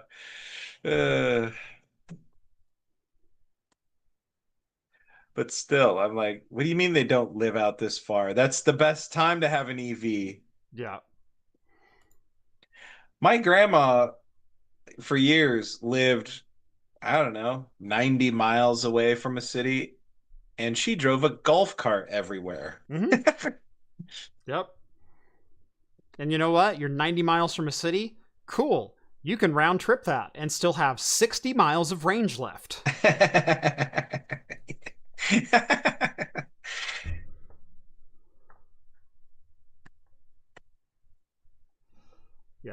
Yeah. I love now that there's a string of comments going, I'm rural and I drive an EV. I don't know. I don't see. It's this weird mindset, and yeah, and the fact that you're just doing the math on the range and seeing it over and over and over and over again. I mean, that was a conversation I was having, and I was in the Leaf, which arguably had no range, and I was still like, but that's not going to happen to me. Right. That's just not my use case. Right. I don't use this for that. And if I did, I have another car. And if that car was broken, I could borrow one. And if I couldn't borrow one, I could rent one. Yeah. And if not, then I don't need to do that fucking trip. Yeah. You know? It's just maybe I can do it tomorrow. Yeah. Man, it's just this level of intentionality that you can add to your life and your trips that it's just like, it's just different. I love the absurdity of someone with a 250-mile EV range with a 12-mile daily commute going, but what if I need to go somewhere after work? Then charge on Friday instead of Sunday. Like, what the hell are you worried about? I'm rural. I'm like, yeah, I'm thinking about any place in Oregon that I couldn't get to with 250 miles. I'm not going to name names, but I've spent a couple of weeks with the crew out at 45 Drives, and last time I was there, and by the way, 45 Drives, rural. They are out there. Last time I was there, one of their guys bought a Mustang Mache. Perfect. And was loving the hell out of that thing. And like, you want to talk rural, they're 8 hours from Halifax, which is the only major city in that province. They're 17 hours from like Montreal. Like, they are ways away from a major city. And that dude bought a Mustang Mache because that's where he drives. When they say they're rural too, I want to know what that person, I want to know like where they are. Because like, I don't know. Not saying they're not rural. I lived But rural unless too. unless they're like in East Texas or something, like I don't know. I lived 'Cause, for like, 10 years in a town of 3,000 people. yeah, yeah. And I was I don't know. 20 But Jeff, minutes you have a from... YouTube channel, so you can't be rural. Right. Dude, the Mache may not really be a Mustang, but it is fun. I love this argument. I love this argument, Jay. I'm not picking on you, I promise. What is a Mustang? Is it a Cougar? Is it a Fairlane? Is it a Fox Body? Is it a... Define Mustang. Here we go. Define Mustang as an original creation, because the Mustang has always been a cross model of something that came before it, rebadged with a pony sticker on it. I don't know. The Mustang is what the guy drives in that movie with Steve McQueen. Yeah. Bullet. Yeah, he Yeah. drives a Mustang, right? And then what's Yeah. the car that he's in the chase scene with? It's like it's the Mustang and the other one. I don't remember the other car, but yeah, it's What is it? I think so. Steve McQueen drives the Mustang, and then he's chasing another car. yeah, that's right. God, what is that? God, what is that? But yeah, a Mustang doesn't exist. A Mustang is just a badge on another car. That's all it's ever been. I think the only Mustang is kind of the modern one, which they started making in 2005 as its own platform. And so was that the 6th and 7th gen are kind of their own things, but then they also took that platform and started sharing it with other vehicles. And so other vehicles are just as much Mustang as the Mustang is today. And then they come out with the Mache and they're like, that's not a traditional Mustang. Okay. It's just hilarious. By the way, I looked it up and somebody said it in chat. It's a Dodge Charger. Okay. I don't know why I couldn't remember what that was. Oh, okay. It's been so long, I didn't even remember. Yeah, same.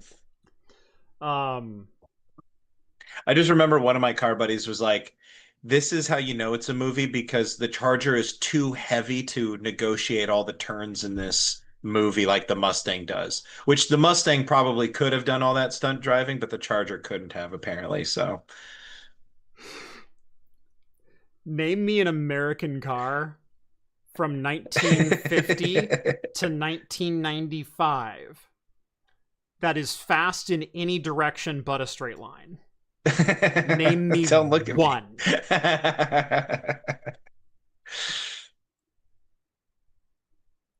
I wouldn't know. And then compare it to any Japanese car from that same era. Any BMW, any Mercedes, any Audi, anything. And you lose. Arguably, the only one that you can include is probably the Corvette, but even the Corvette was a little tail happy and a little unbalanced at times, because it was all fiberglass, so there was no weight in the rear end. But it had such a low center of gravity, it helped. The thing is basically an engine on a rail.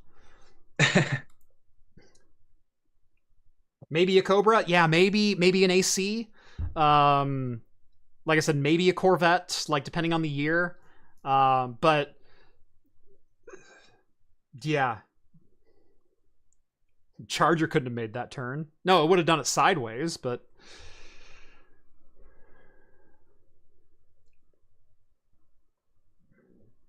yeah. Do we have anything to talk about? Anything else? Oh, we have two more things. We have two more things. Cool. We got 13 minutes left. Plenty of show. I know, it's funny. We're doing the car talk show with the least car guy of all of the extra hosts. I'm like, yeah, I like the Bolt. It's funny. It's green.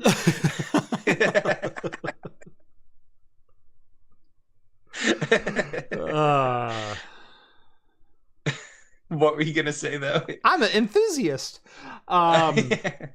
Last week we had Jordan on the show, and it was much the same thing. We talked cars for 40 minutes or so.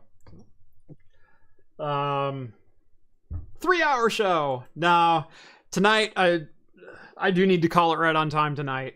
I gotta drive up to Portland tomorrow and pick up my new car. So, and I want to do that in the morning so I can get home in time. So I think I'm gonna leave my house at like 7 in the morning. So, dealership opens at 8. I'm gonna have to deal with traffic anyway. So it's like, ugh. But then I got to drive the EV home at like 9:30 in the morning with no traffic. So that'll be great. Perfect.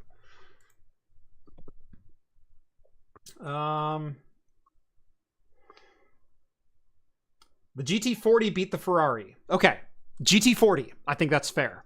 But we're also entering supercar realm, which Yeah. It doesn't immediately disqualify it, but it does put an asterisk next to it. Ford had to make a $250,000 car to compete with Audi around a corner. Like, I'm not saying it's wrong. I'm just saying there's an asterisk on that answer.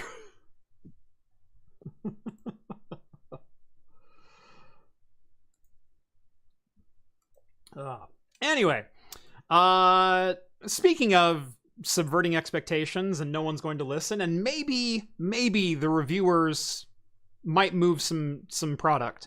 AMD's latest drivers improve the Radeon RX 9070 XT's performance by up to 27%, and now it's overall beating the 5070 Ti. This is one symptom of the review cycle that I don't feel gets enough attention.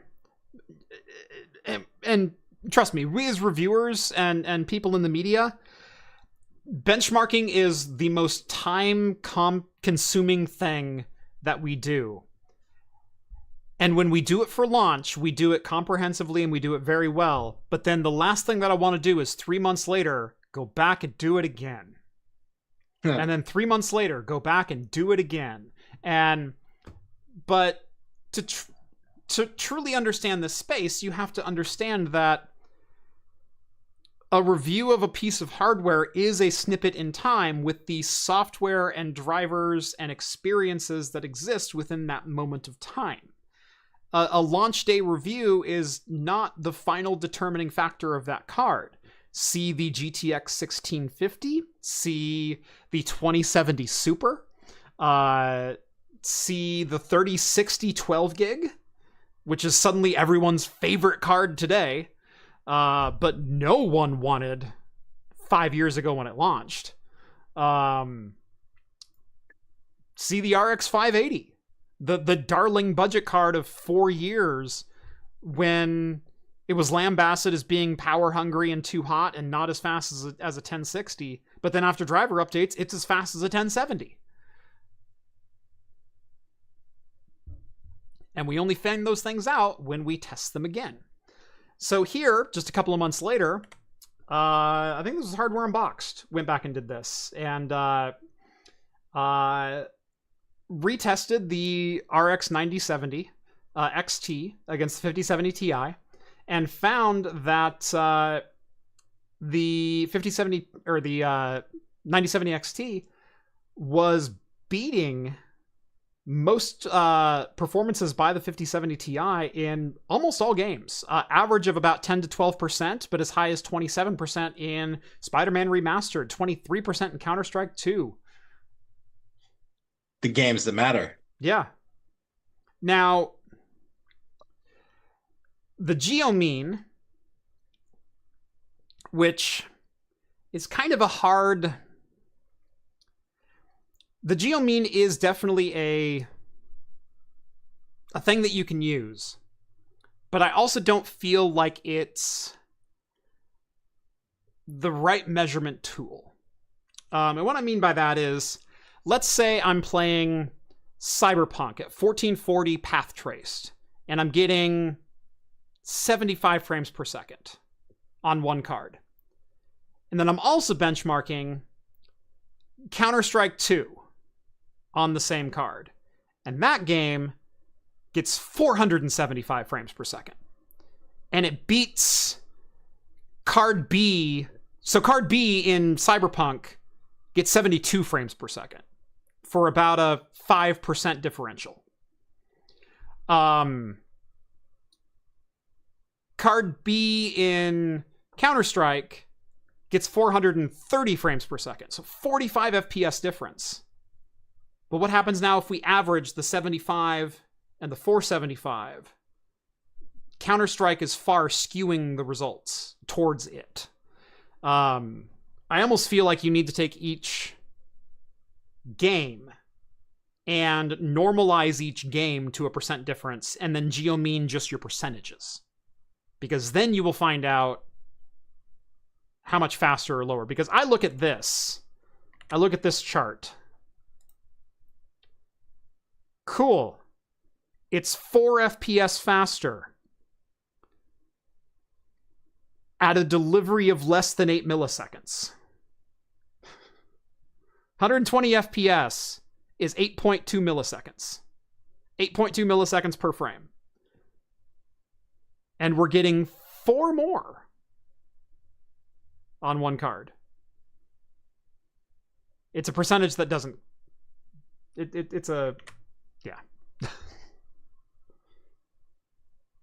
You don't understand, Jeff. We need to know it. Okay? And I'm not saying it's enthusiasts. And I'm not saying, as enthusiasts, this is bad information. And I'm not saying it's not interesting. And I'm not saying it's not...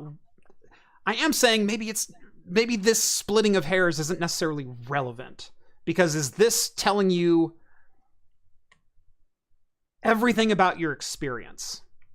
I look at these results, and I see them as a dead heat. I see them as blind taste test. If I am looking at 122 versus 126 FPS, with a 1% low difference of 4 FPS at 98 and 102. I'm looking at a difference. What is a 100 millisecond? 100 FPS is what, 9 milliseconds? So this is what, 9.2 versus 9.6 milliseconds? As far as you want me with my human eye to judge a 0.4 millisecond difference at 100 frames per second? 1% of the time? Yes. So it's interesting to know. This is interesting to know which one actually performs better. But if I look at either of these charts, I say, wow, those are identical. They're so close as to be identical. A subjective review would then say, the AMD card produced a graphics this way or without this anomaly, or Nvidia, the lighting was a little bit more impactful, or the shadows didn't quite look like right on this card, or I got some more Moyer effects on the Nvidia card, or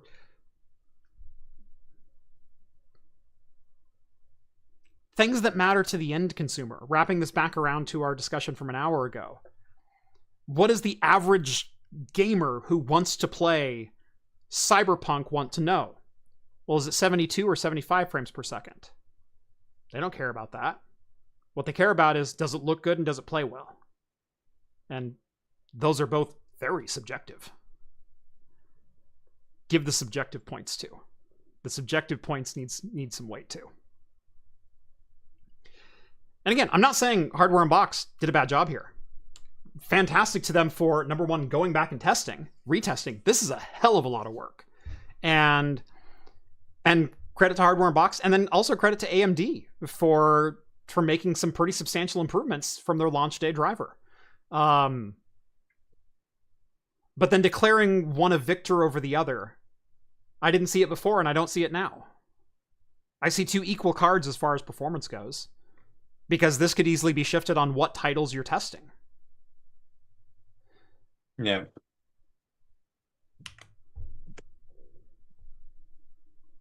And that's why it's hard to be a reviewer. That's why I don't do it. That's why I just bitch and moan from the sidelines. And that's why if someone says they're just letting the data do the talking, it means they didn't think about the data.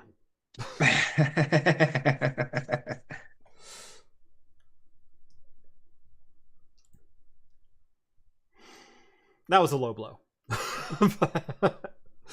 But yeah, it's super interesting, but the average person doesn't really care about a 1 or 2% difference, or that the Nintendo Switch screen is slightly laggy. Because you know what speedrunners do when they're dealing with laggy hardware? They adjust their inputs. They adjust their cues on when to make frame perfect inputs, and they all do. What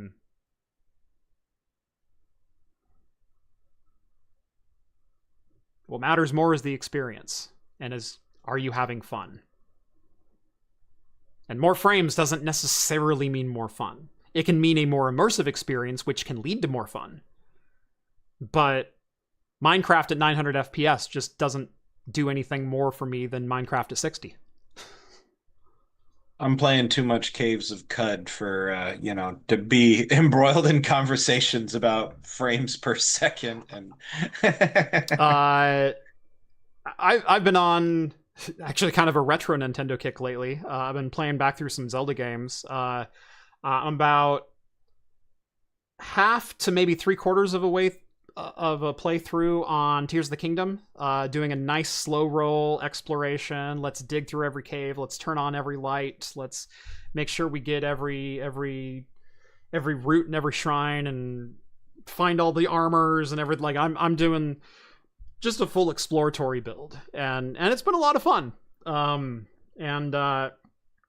Finally, after about 30 hours of playthrough, I've done the Zora, and I've done the Rudo quests, and the beasts. And I finally made it to the southwest, and I'm in the desert right now, and just made it to the Lightning Temple. But I took a break from Tears of the Kingdom to do a 100% run of Link to the Past. I still got it. Nice. Every heart piece, every item, every upgrade, everything else. That was fun. And now I'm doing Link Between Worlds on the 3DS. I'm doing the same thing. I'm 100% that. That'll be fun. And yeah, just playing a couple hours a night. Kids are in bed, close everything up. 9:30. Go. I'm gonna play for 90 minutes and jam on this for a while. Majora's Mask for sure. Yeah, I think I'm gonna go back and do an Ocarina of Time and then a Majora's Mask. I tried starting a Breath of the Wild, and after playing Tears of the Kingdom, I'm not saying Breath of the Wild doesn't hold up.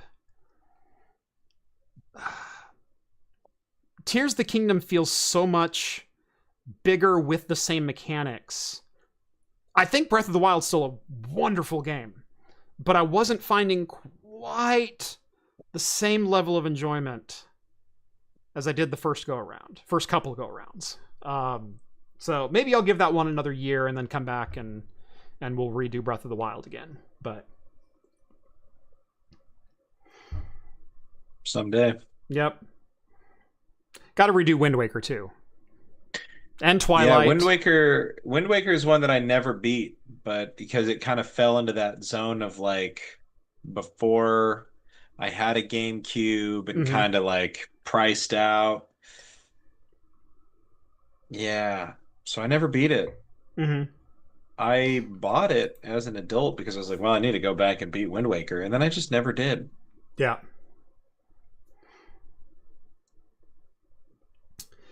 You got to play through Wind Waker. I ought to. I mean, my whole entire personality was like basically based on like loving Legend of Zelda before them, and then I just like, man, Wind Waker came out. I was like, I guess maybe. Yeah. I mean, I played after that. I guess what? Because Twilight Princess was after that at some point. Yeah, it was just a couple of years later. I did play and beat Twilight Princess. Okay, which was then the only one I played until Breath of the Wild. Okay. So well, you only there's really a couple missed, in there I missed. You only missed Skyward Sword and then some of the mobile ones. You missed the Wind Waker DS variants. Oh, if you've never played Four Swords. I do. I have Four Swords. Four Swords is such a killer game too. Yeah, yeah. The problem is finding 4 people to play with. Yeah, exactly.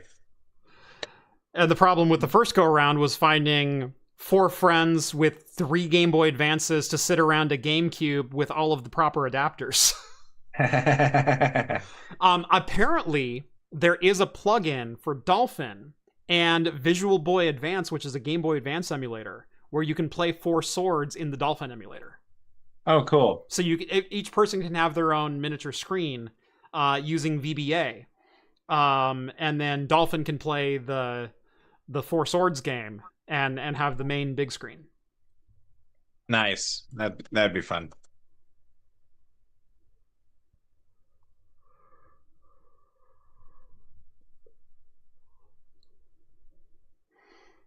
So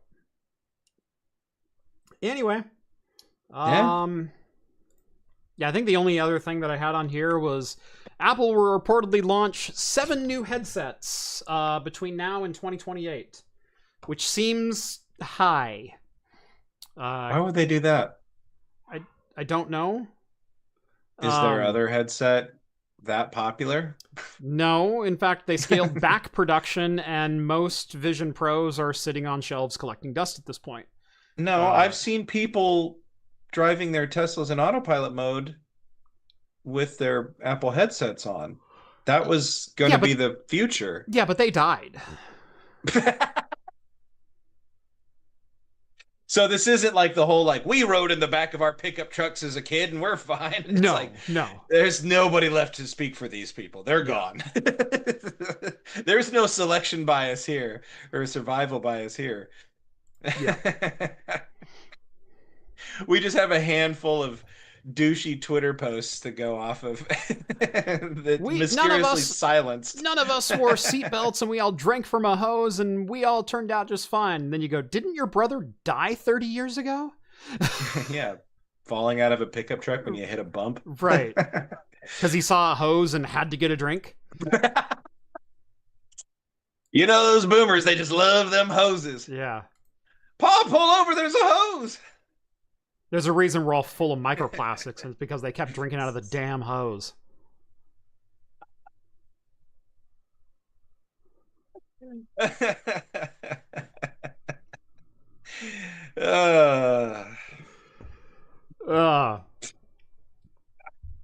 Well, cool.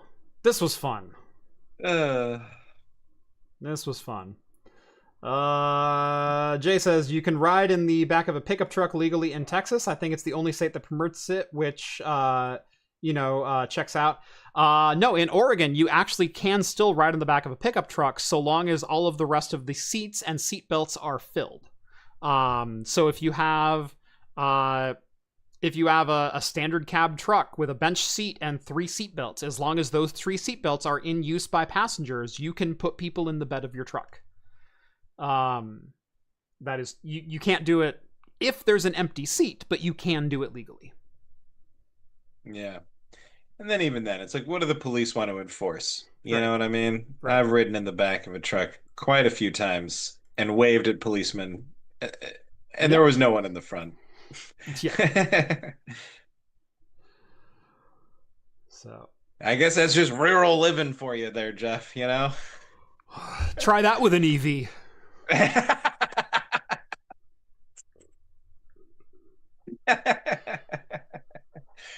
We huff diesel fumes and we're fine.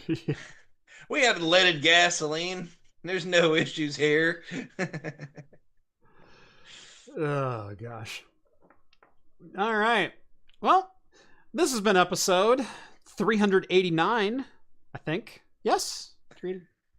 Yes? That's what the show says. Okay, we're going with it. 389 of Talking Heads. Join us every Wednesday night at 6 p.m. Pacific time for the latest in beer and tech news. Make sure you're subscribed to this channel if you haven't done so already. Drop this one a like if you liked it. If you want to help support the channel, think about subscribing to the Patreon. Link is down in the video description, and as a bonus, you'll get exclusive access to my Discord server, where you can chat with myself, as well as the other hosts from Talking Heads. Rett, anything good of the order? Anything you're working on? I got two things. One is my Dungeons and Dragons podcast. A couple weeks ago, we beat our campaign. We won, so Nice. We're starting a new campaign.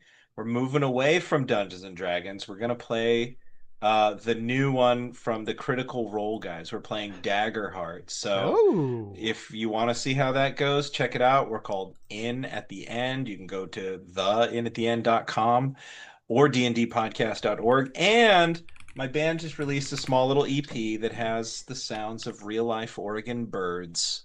So you can listen to us. We're called the Marionberries, and we're available on Spotify or wherever you get your music. So check that out. A couple little songs, indie folk songs. Otherwise, yeah, that's all I got. Daggerheart campaign incoming and indie folk music. Hey, look, there he is.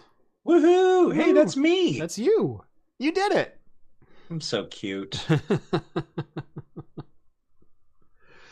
Amazingly enough, Rett doesn't drive a Subaru. Yeah, because I wasn't made this way, Jeff. I'm not one of the fortunate few. Thank you all so much for watching. And as always, we'll see you in the next video. Cheers, everyone. Cheers.